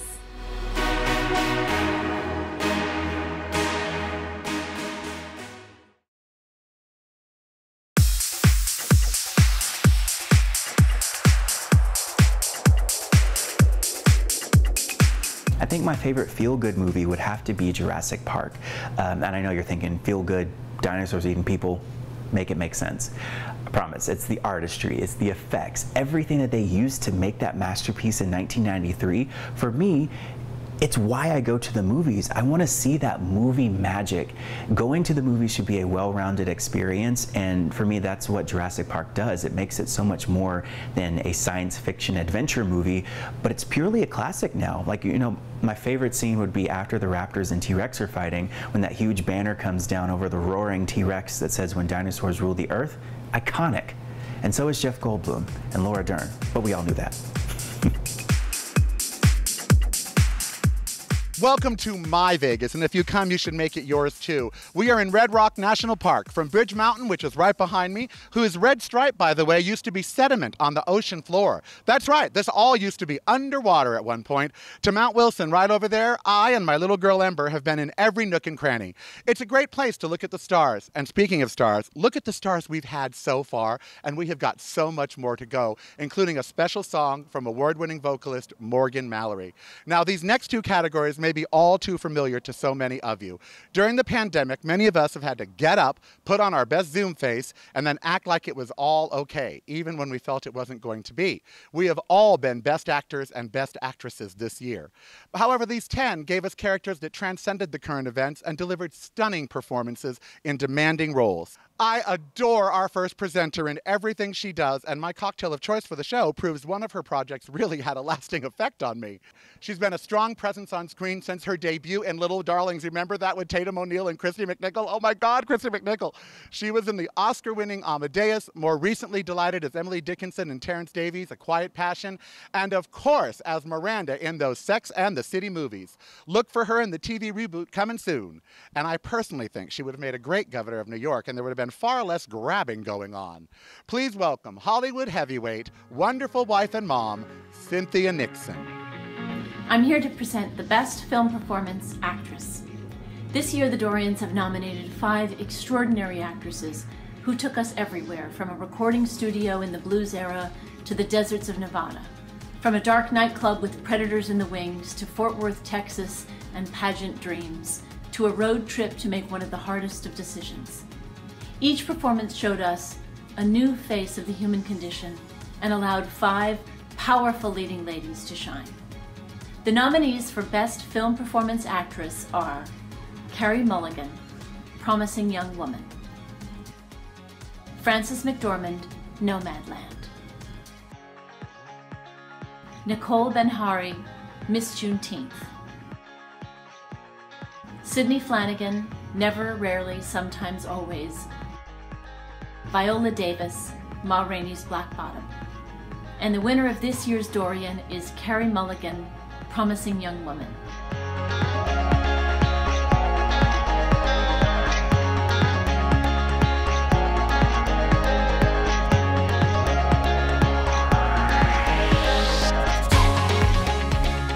Hello, thank you so much to Gallagher for this beautiful Dorian Award. I think it might be the coolest prize I've ever seen, and a piece of artwork in and of itself. So it's a massive, massive honour, and this is going to take pride of place in my office. I just think it's so brilliant.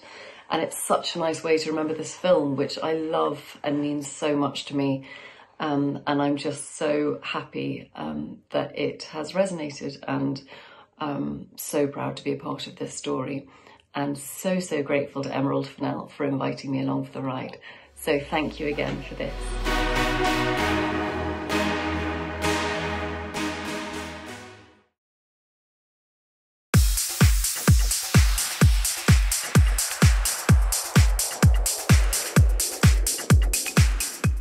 Hi, I'm Laura Rivas, co-creator, writer, and director of the hit comedy Tiny Laughs on Reverie TV. And during this pandemic, it's been essential to watch comedies to uplift my spirit and to inspire me to continue to write great stories. And some of the movies that I've been watching are Bridesmaids, Bruce Almighty, and of course this hit trilogy, Back to the Future. Another great essential movie for me that really inspires me to continue and push through to keep on telling great stories is by Charlie Chaplin, The Great Dictator. Our next presenter won an Emmy a couple of years ago for Netflix's When They See Us, playing one of the true-life young black men wrongly convicted, thanks in part to Donald J. Trump, in the notorious Central Park 5 case. But Jerome will always have a chunk of our hearts for his unflinching turn as Kevin, a closeted and bullied high school kid in the Oscar-nominated middle portion of Moonlight. He and co-star Ashton Sanders actually won the MTV Award for Best Kiss. Another fun fact, his latest movie, Concrete Cowboys, with the likes of Idris Elba and Lorraine Toussaint, just debuted on Netflix to great acclaim. He has a brilliant future already built on a solid past. Please welcome Jerome to hand out the Dorian for Best Film Performance Actor. Thank you, Carell. It is my honor indeed to be presenting the Dorian Award in the category of Best Film Performance Actor. Yes, I've had a lucky start in movies and televisions, and of course, doing Moonlight will always stay in my heart, but honestly, I hope to have just half the career of each of the fine, supremely talented gentlemen that the Society of LGBTQ Entertainment Critics has singled out. The Dorian nominees for Best Film Performance Actor gave us a powerful glimpse into the lives of 5 very different men and somehow allowed us to walk in the character's shoes in a way, with a better grasp on what makes up the human experience.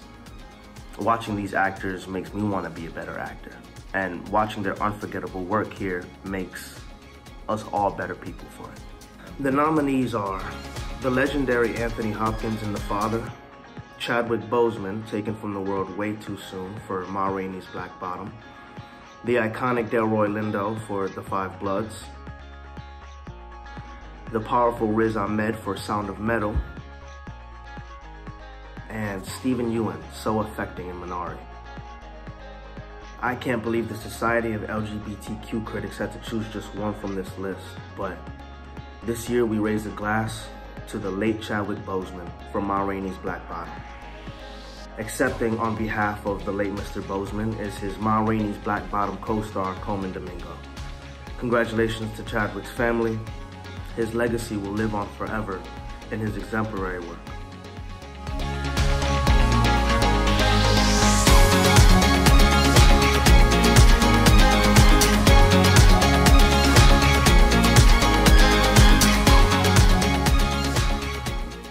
I'm Colman Domingo. It is my honor to accept this award on behalf of Chadwick Boseman.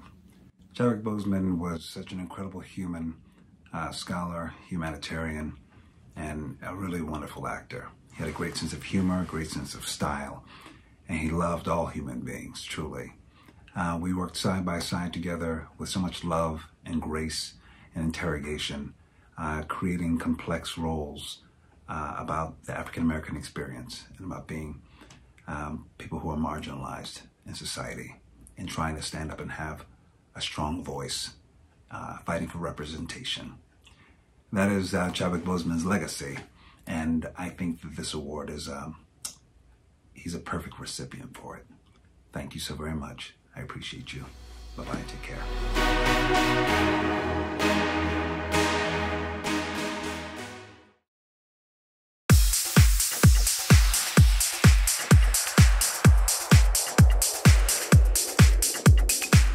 Hello, my name is Jonah Bleckman from Another Gay Movie in This Boy's Life and the upcoming comedy series Pet Peeves. Movies matter to me. They have expanded my mind. They've let me feel things that I've never really thought I would feel or would ever put myself in that position to feel. They are definitely something to break boundaries with. And I think of one of the most incredible film experiences I had. I was at Sundance and I saw this trans rock opera. John Cameron Mitchell, you showed me how rich and full and human and funny and sad and real a trans character could be. And it inspired me so much that I had to play that. Thank you for helping me with my equity card and getting to be that Hedwig and the Angry Inch. A movie that changed so many lives and have inspired so many.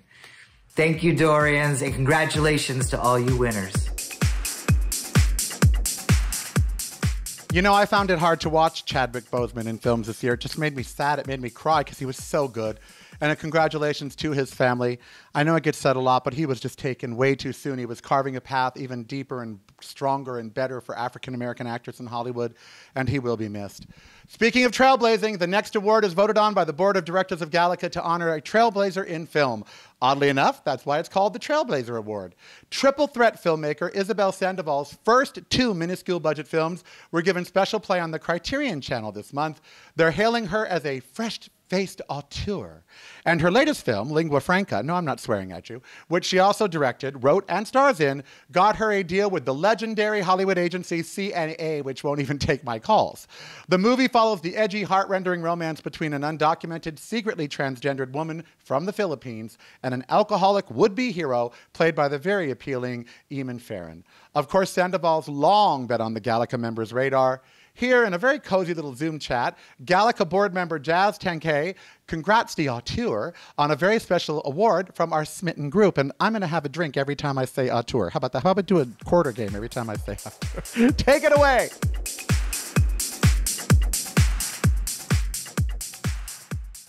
I'm Jazz 10K, Senior Austins Editor at Variety, and it is my honor and thrill to present you, Isabel Sandoval, with its very first Trailblazer Award for creating art that inspires empathy, truth, and equity. So on behalf of my fellow critics and entertainment journalists, a full-hearted congratulations to you. Thank you so much, Jazz, and thank you to Gallica for this tremendous honor. I'm incredibly thrilled and delighted to be receiving the Trailblazer Award, and I hope to live up to the expectations this award sets for the rest of my burgeoning career. How did you get your start in filmmaking? Like, who were your heroes and people that inspired you growing up? Starting out, I don't really have a traditional background in film. I have an undergrad degree in psychology, but at a very young age, I realized I was a creative person and that my preferred creative outlet is filmmaking. I remember being, a kid, and it would come up with these images in my mind that would become scenes, and I would string them together to form a story. And it took me quite a while, to be honest, to think of filmmaking as a grown-up or professional career.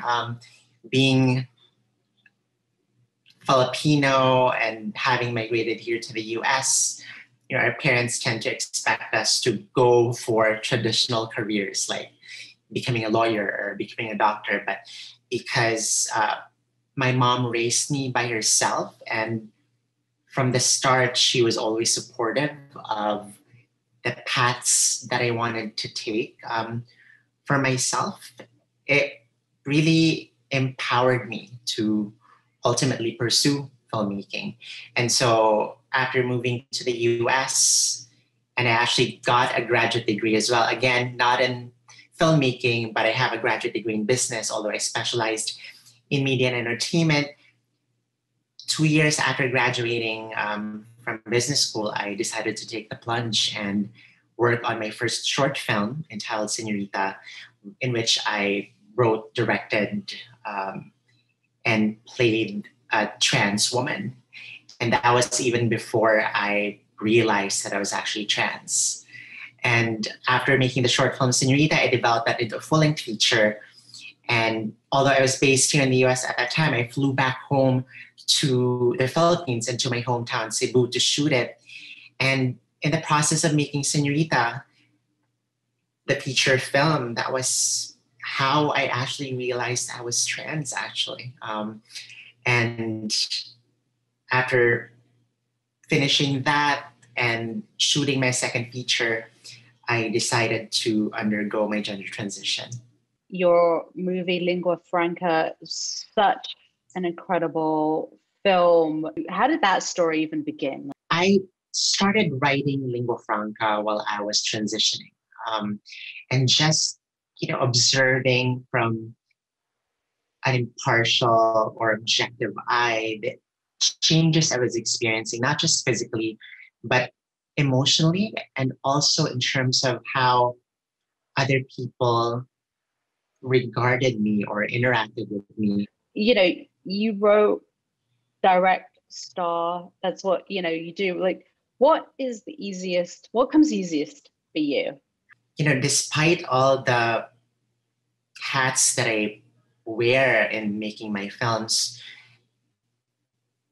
I don't find them particularly daunting or intimidating. It's because I don't consider them separate or, individual tasks. I have one role and I have one job to do, and that's to tell a story that has multiple facets to it. And if, people like Fassbinder or Xavier Dolan can do it, then I can do it as well.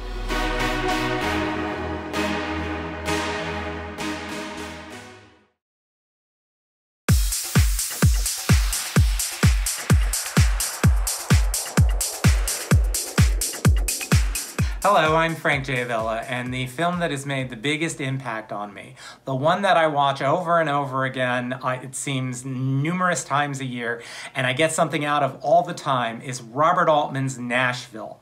It just captures this country like no other film ever has.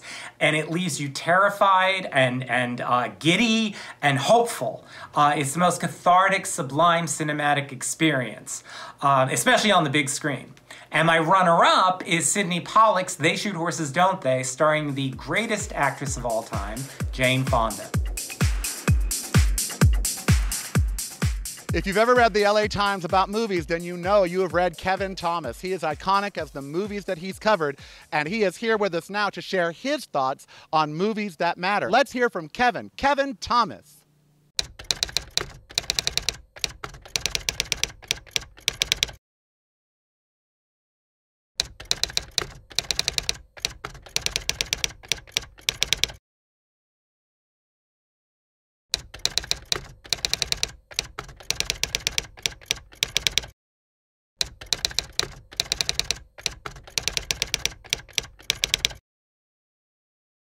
Tea and Sympathy was the first time I ever felt I saw myself on the screen.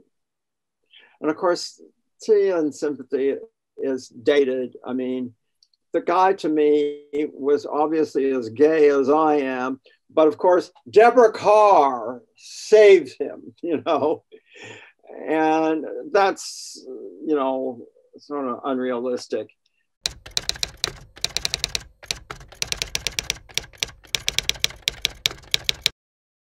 I would say that in a certain sense, it was groundbreaking. It was just an extremely fine film, beautifully realized and tremendous performances and so on. Yeah, I thought it was a wonderful picture.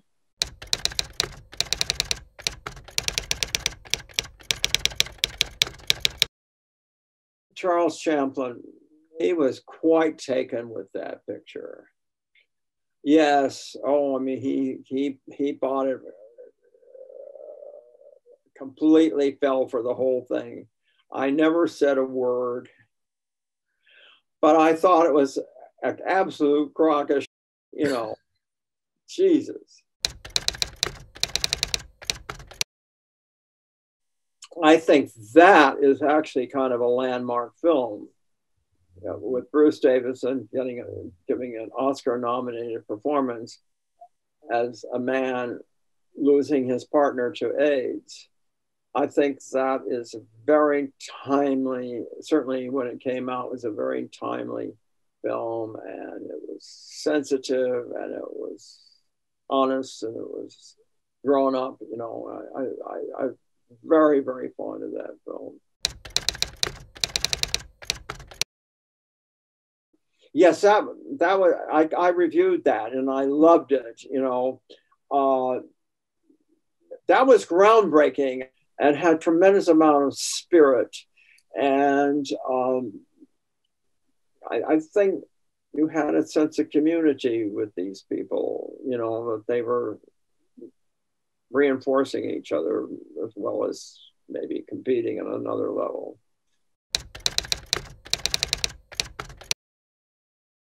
I think she was stunning in that film. I thought that was very, very impressive film. I loved that picture. I loved the style, was so distinctive, and the performances were just astonishing.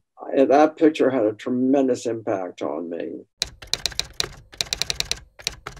So I think that's a big landmark picture. It's really a breakthrough picture in Hollywood. It's a big, major studio thing about a gay relationship. Now, it still belongs to that tradition that the gay situations end in tragedy. But I mean, I think it's true to itself. That's the way it sort of had to end, given the circumstances of these people and the lives they lived and the places they lived them and so on. And I think that's a great film. But it also suggested that we need more pictures of that people can live happily ever after.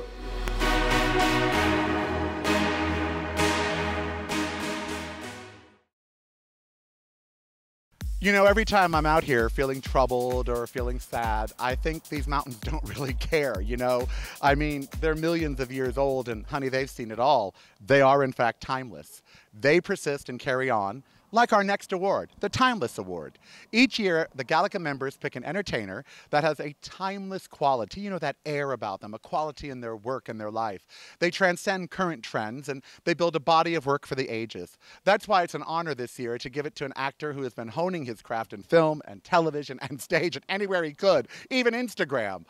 His spirit is infectious, his talents are formidable, and he is finally getting all the acclaim and work he so deserves. Now, whether it's a favorite on Ryan Murphy's American Horror Story, or the new sitcom Call Me Kat, whether he's in huge films like The United States versus Billie Holiday, or making us laugh as Beverly Leslie on Will and Grace, and of course, who could forget him opposite Beth Grant's Sissy as Brother Boy in the stage and film version of the Del Shores classic, Sordid Lives.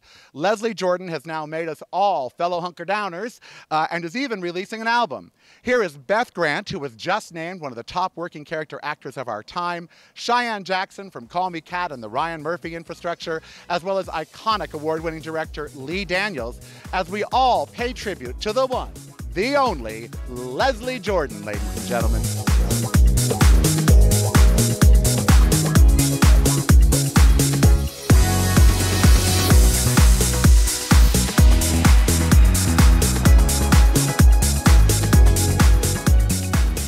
Society of LGBTQ Entertainment Critics.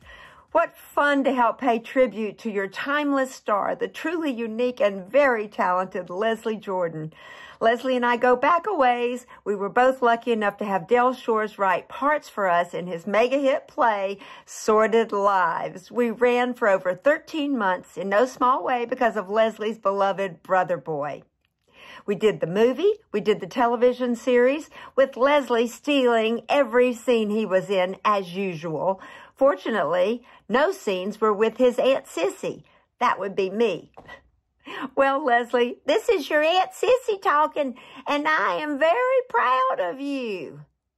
Leslie went on to win an Emmy playing Beverly Leslie on Will and Grace. He was on Boston Legal. He did Southern Baptist Sissies, again by Del Shores. He had several one-man shows off-Broadway here in Hollywood, several books. I hear there's a new one coming out. And I hear that he is making an album with Brandi Carlile. American Horror Story, his current Fox series Call Me Kat, and his Reginald Lord Divine in The People versus Billie Holiday. Leslie's career is going stronger than ever. He is truly timeless. I'm going to tell one little personal story. I was doing a series in Miami called Maximum Bob. Leslie came to town to guest star. Well, I had been there for 3 long, hot Miami months with my little girl and the babysitter. Leslie came to town, and he made more friends in 5 minutes than I had in 3 months.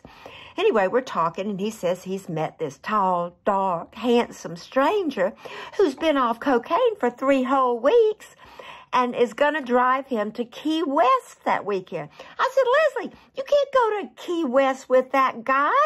I'll go with you. So I loaded up my little girl and the babysitter, and we followed them to Key West. I swear, we caravanned, would be another way of putting it, but we followed him. And I think I kept him out of trouble. As far as I know, we had a nice dinner. We danced on the beach.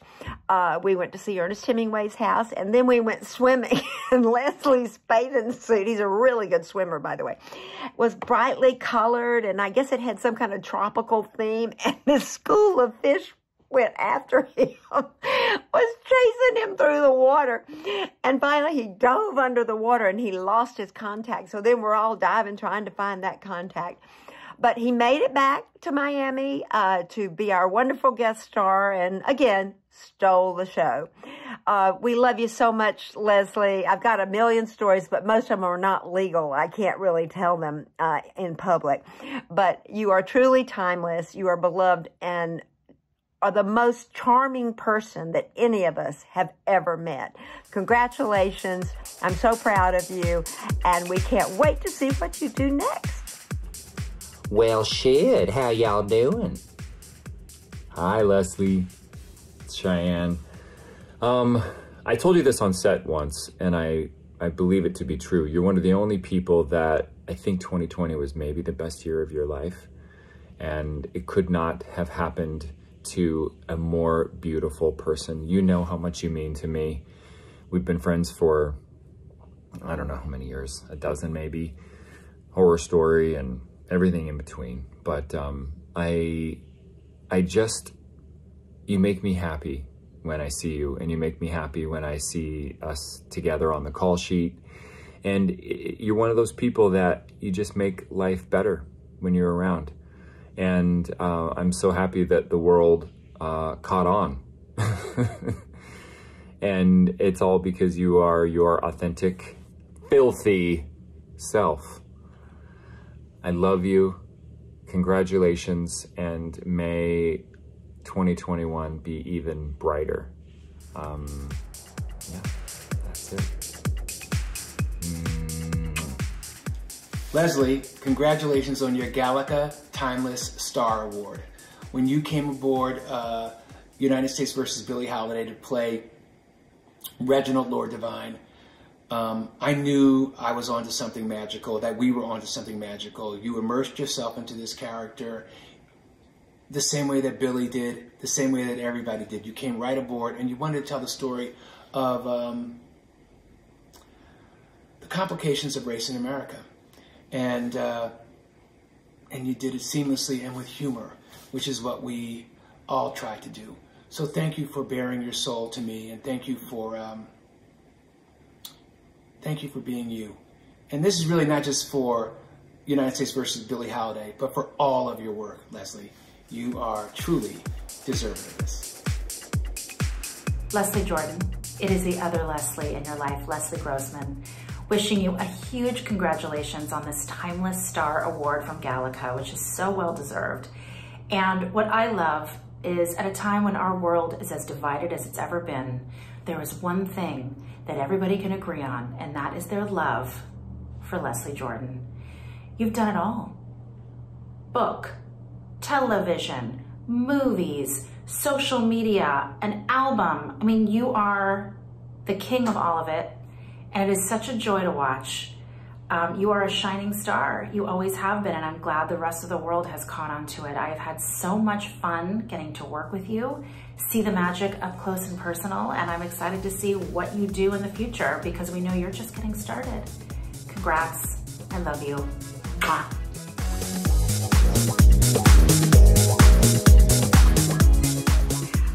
Well, hello to all my fellow hunker-downers. I just found out that I'm receiving an award from the Gallica Dorian Awards. I hope I'm getting that right. It's a society of LGBTQ critics, and I'm getting the Timeless Award, and I'm just so honored. You know, I love movies. I always have.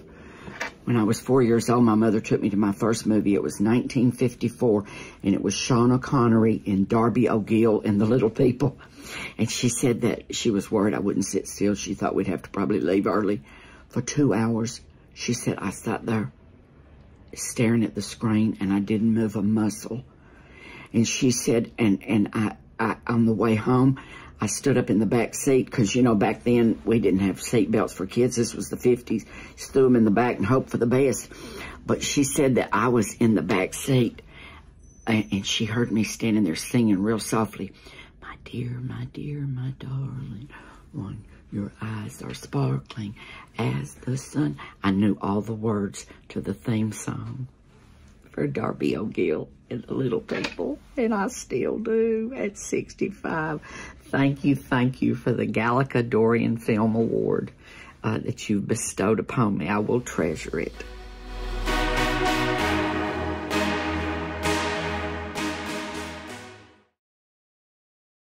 This year, 4 of our 5 nominees in the Best Director category are, in fact, women, and each brought power to the screen as well as their corporate offices. And now let's go to a supporter of the Dorian Awards, women's rights, all human rights, Black Lives Matter, Trans Lives Matter. She's involved in all of it. She continues to support the LGBTQ community in memory of her late sibling, Alexis Arquette. She stole our hearts in Desperately Seeking Susan, was nominated for an Emmy for Executioner's Song, and continues acting and doing a podcast about her passions. Please welcome welcome a member of the royal acting family. It's Rosanna Arquette to present Best Director. Hello, Dorian Awards. It's a great honor to be here this year to present the Dorian for Best Director. As an actor and director, I can tell you one of the greatest blessings is to have a brilliant director guiding your talents to help create the film.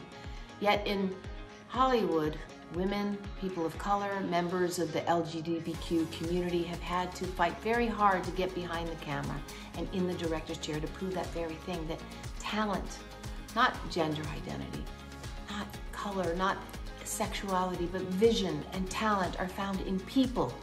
People of every shape, every size, every color of skin and gender. That's why I'm excited to be at the Dorians. The Society of LGBTQ Entertainment Critics has a history of honoring a diverse group of individuals for their work, and this year, 4 of the 5 nominees just happen to be women. So yes, to girl power all the way.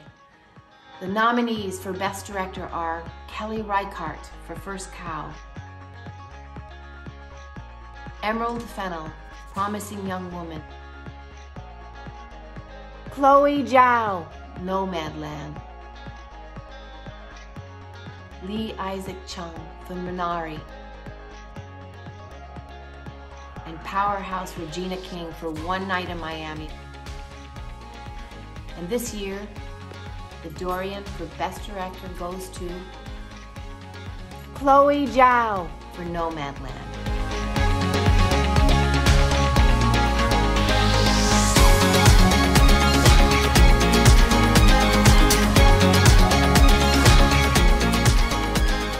Thank you, Galeka, so much for this really beautiful award. This is so thoughtful. Not only Oscar Wilde is one of my greatest heroes, The Picture of Dorian Gray is also one of my favorite books. So I can't wait to have this on my wall. Thank you so much. I'd like to thank all the members of Galeka. It means so much to me to have your support. I just want to say, Nomadland for me personally is the story of a woman who goes on a journey of grief and healing and ultimately of self-discovery and self-acceptance. For Fern, she had to make some pretty tough choices, but she realized that she has to be true to herself and to walk her own path in her life. So it's deeply meaningful for me to receive this. Thank you so much again for this beautiful award. It's such an honor. I hope to see you down the road.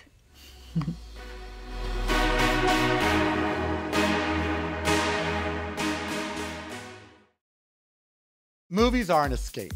It's what they do. They let us look into the light and let us imagine something different, something better. They let us see ourselves in another way, a new way, or others. And movies have inspired many a song. Right now, debuting Look Into the Light to celebrate movies that matter through song is award-winning vocalist and my friend, Morgan Mallory. Take it away, Morgan, with the debut of this song.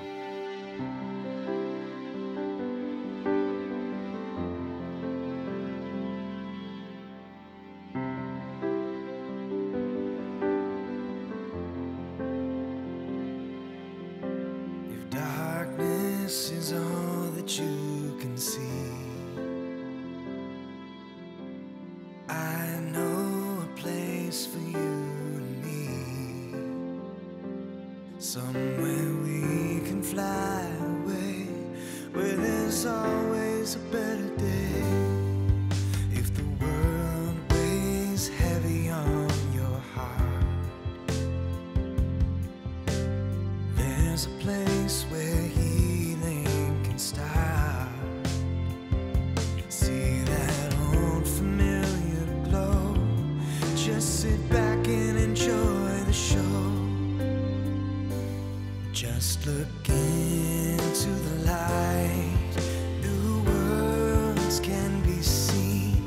Look into the light, they're filling the screen. Look into the light, love and laughter abound. Look into the light, there and then you'll be found. can search the world frame by frame, for better or for worse, in love and pain. When your spirit needs to soar, what else are you waiting for? Just look into the light, new worlds can be seen. Look into the light, they're filling the screen. Look into the light, love and laughter abound. Look into the light, there and then you'll be found. Close the curtain, start the show. Feel the music, let it go.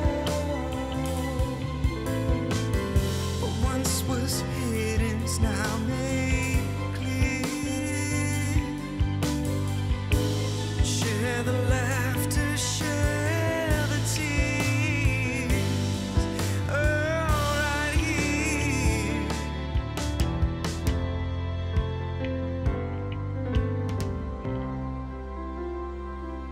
Just look into the light, new worlds can be seen. Look into the light, they're filling the screen. Look into the light, love and laughter abound. Look into the light, there and then you'll be found.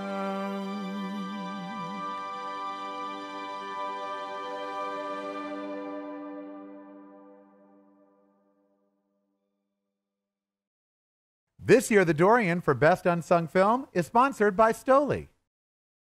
All right, that's one song that will certainly now not go unsung, will it, child? You'll be singing it the rest of the night. Which brings us to one of the reasons you watch the Dorians, outside of me and my snazzy clothes, our unsung category. Now, as some of the tastemakers of the country, our members often find movies and films that some you might have missed, but are still great cinema. Our next presenter knows that sometimes you got to kiss a lot of drag queens to get ahead in Hollywood. Amen. He was opposite Sean Hayes in the classic Billy's Hollywood Screen Kiss. Now, whether he's stealing hearts on General Hospital or flashing an FBI badge on Perception, Brad Rowe is someone we'd all like to kiss at least once. But don't. His wife has a really mean right hook, I know. Here to present Most Unsung Film, let's welcome Brad Rowe. Thanks, Carell. Hey guys, my name is Brad Rowe and I'm going to be presenting the award for Best Unsung Film. So last century, well, we'll just say in the late 90s, I had the chance to act with Sean Hayes and the late great Paul Bartel in Billy's Hollywood Screen Kiss. It was an eye-opening role for me, being from Milwaukee, Wisconsin, and let's just say it was a lip-smacking role as well. The movie went on to become quite popular and did well in rentals, but you could say that at the time, it was an unsung hit.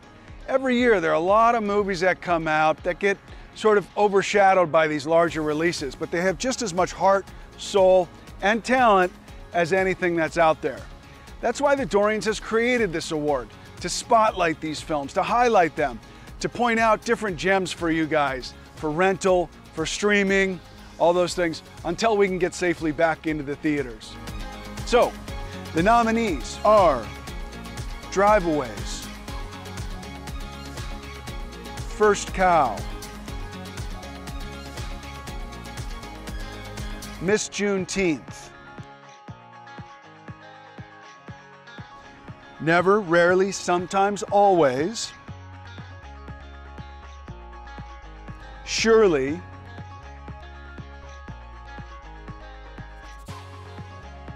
The Assistant, and The 40-Year-Old Version. And the Dorian Award goes to The 40-Year-Old Version.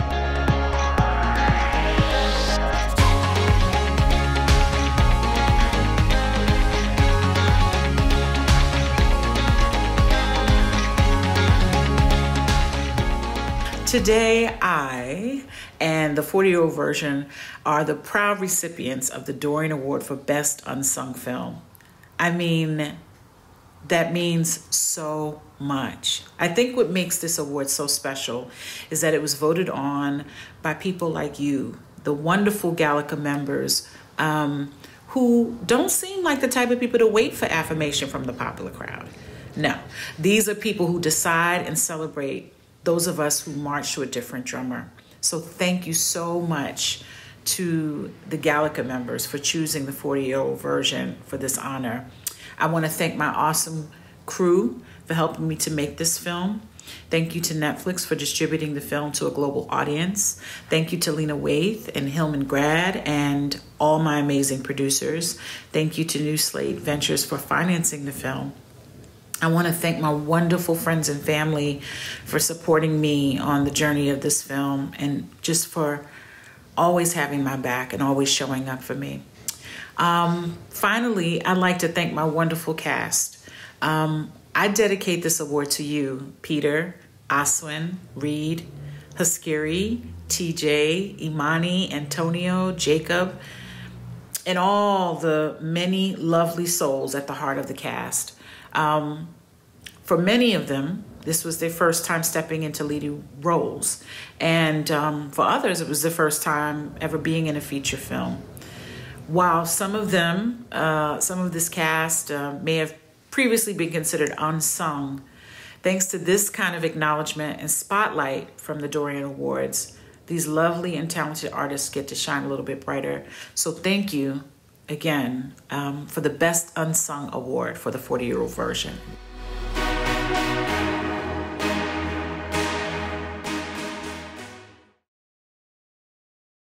Now it's time for two of the biggies, Best Film and Best LGBTQ Film. Danielle Zalopany is an actress that will be winning awards very, very soon if she keeps up with performances like the upcoming film Waikiki. Now, she's been on Hawaii Five-0 and Magnum P.I. because, of course, she really is Kama Aina. Here for the best film, let's say a big aloha to Danielle Zalopany, ladies and gentlemen. Thank you so much to everyone in Gallica. So, I was born and raised in Kaneohe, which is a city on the island of Oahu, which is part of the state of Hawaii. And while Hawaii can be thought of as paradise, it's not all gorgeous sunsets and tropical beaches.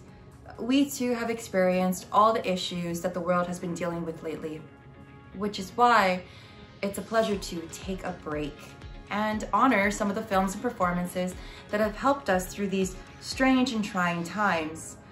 The beauty and the messages of these films, they transcend it all. And whether you watched it on a big screen or on your cell phone, the Society of LGBTQ Entertainment Critics nominees for Best Film, well, they can really be seen for what they are. Lyrical, meaningful, emotional, powerful, lingering, grand. So, let's get to the nominees. First Cow, Minari, Nomadland, Promising Young Woman, Sound of Metal, and the winner is Nomadland. Accepting is the film's producer, Peter Spears, and author, Jessica Bruder, whose story about real-life nomads inspired this film.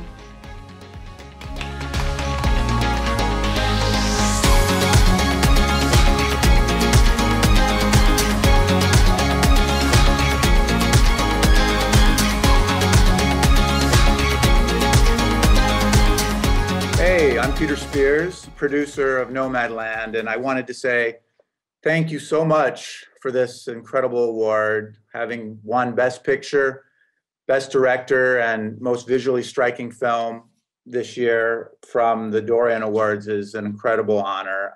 I'm a two-time Dorian Award honoree. My first film, Call Me By Your Name, and now again for Nomadland. I'm I'm blown away. And I was just thinking how incredibly cool it is that there is this society of LGBTQ entertainment critics, and how important it is to have that queer voice in our film critic universe, but also thinking about the word queer and all the different meanings of that, and how beyond just sexuality, it has to do with what's eccentric and unconventional and differing in some way from what is the usual or the norm. And that is so much what Nomadland is about.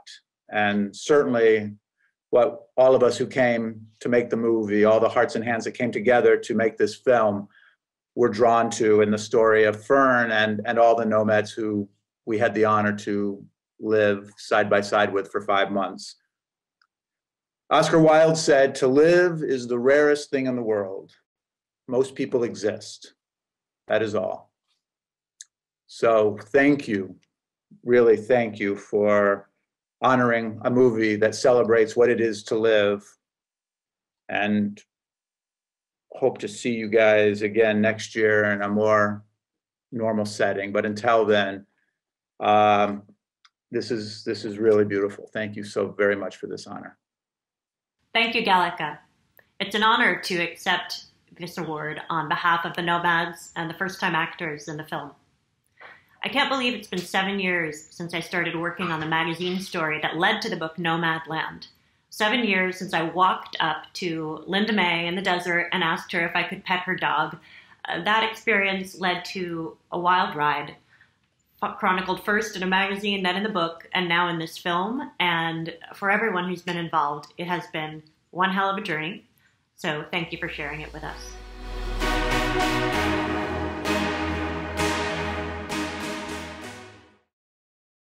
Okay, we're here. The final award of the night. Now, 2 movies that mattered to me, Making Love and Clash of the Titans, because like every 20-year-old gay boy at the time, I fell madly in love with Harry Hamlin in both of those movies. I mean, the first one, I got to see 2 guys kiss on camera and like the theater didn't burst into flames or erupt in riots.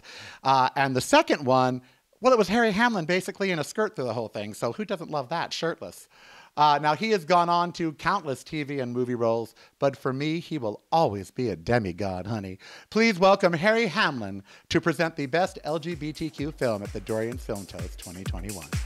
I'm really flattered to hear you say how much Making Love meant to you. And I also have to say that since that movie came out, not a week has gone by in my life that people haven't come up to me, wherever I am, to tell me how much that movie changed their lives, how much it meant to them.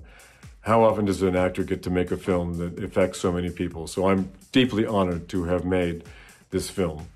But since then, a lot has changed in the LGBT community, and a lot has changed in Hollywood in terms of LGBTQ storylines. A lot has changed since my Bart McGuire met Michael Onken's Zach Elliott on the set of Making Love. But that's exactly what the Dorian nominees are trying to exemplify with their films tonight.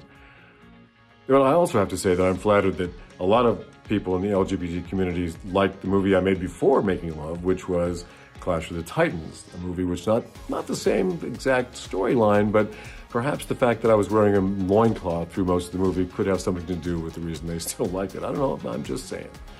Anyway, tonight's nominees are still fighting the good fight. They are definitely trying to tackle the Olympian-sized task of exploring the human condition while showing that love, compassion, empathy, and a good dose of wit are the true equalizers. All right, so tonight's nominees are Ammonite, I Carry You With Me, Ma Rainey's Black Bottom, Supernova, Uncle Frank, and the Boys in the Band. And the winner is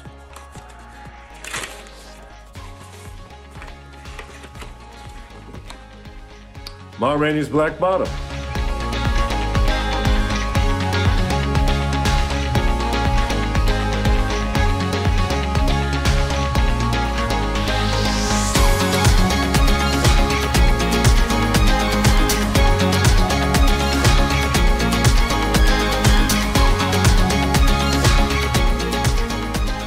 for this extraordinary award. And on behalf of the team of people who worked to make this film come alive, thank you. I'd also like to, first of all, thank August Wilson, because in the middle of a story that is in essence about the legacies, both traumatic and joyful, of Black men, he put in the middle of this story Ma Rainey, who was an out lesbian, who was a brilliant artist, who was an extraordinary real life figure. And he created his version of Ma Rainey and her girlfriend, Dusty May, played by Viola Davis and Taylor Page, who were brilliant. And the thing that was really interesting in throughout October, November, and December, and particularly, and somewhat continuing into January, I was talking to all these press, and a number of people I was talking to were around the world, and people were going, I never knew about Ma Rainey. I never knew about her music. Because of this, I've been researching her. I now have her music that I listen to all the time. I didn't realize that somebody in 1927, a lesbian, a Black lesbian in the South, could be that outrageous and that bold and that heroic. And that's what movies do. Movies can empower us. I think all art's responsibility is to empower us. Movies can empower us and they can transform us. And when you see it, it becomes real. Even though you are real and you know you are living what you are living with and being who you are, when you see it projected large or when you see it projected intimately, it reaffirms your power and your sense of the right to belong where you belong and to do and be and say what you need to say, be and do. So it's extraordinary that as a result of it, this story is going around the world. But most of all, what I really want to thank is Ma Rainey, the actual figure. What's thrilling to me is because of this film and because it's on Netflix, all these people around the world are finding out about this extraordinary woman who is considered the mother of the blues, who was a showbiz entrepreneur in the segregated South, who owned 2 theaters, who toured around with an entire company of artists who she paid, who was beyond an out lesbian. She wrote songs which celebrated who she was. One of my favorite songs of hers has a lyric which goes, I went out last night with a bunch of friends. They must have been women because I don't like men.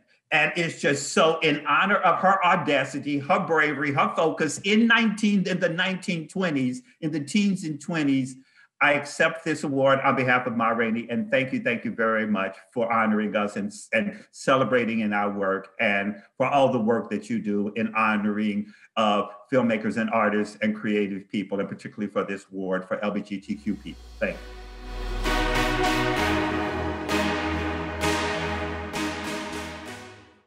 We've made it. We're done. We are at the end. The Dorians Film Toast 2021 are a memory like the Trump presidency, but hopefully a nicer memory for you. We'd like to thank everyone that was here today, everyone that tuned in. We'd like to thank everyone that hashtagged and tweeted away on social media. This is, in fact, a labor of love, and you can visit DoriansToast.com to see more love, more exclusive content, more things for you to enjoy about the films of 2020 and 2021. We hope we have helped you get through just a couple hours of 2021 by honoring the films here at the Dorians Film Toast 2021. Thank you for coming and having a fun time with us. We'll see you on the Dorians TV Toast 2021 in September, and look for specials from Gallica throughout the year. And now, let's raise a glass and toast to all of our winners and look into that light. Magic can be found. I love you. If darkness is all that you can see, I know a place for you and me, somewhere we can fly away, where there's always a better day. If the world weighs heavy on your heart, there's a place where healing can start. See that old familiar glow, just sit back and enjoy the show. Just look into the light, new worlds can be seen. Look into the light, they're filling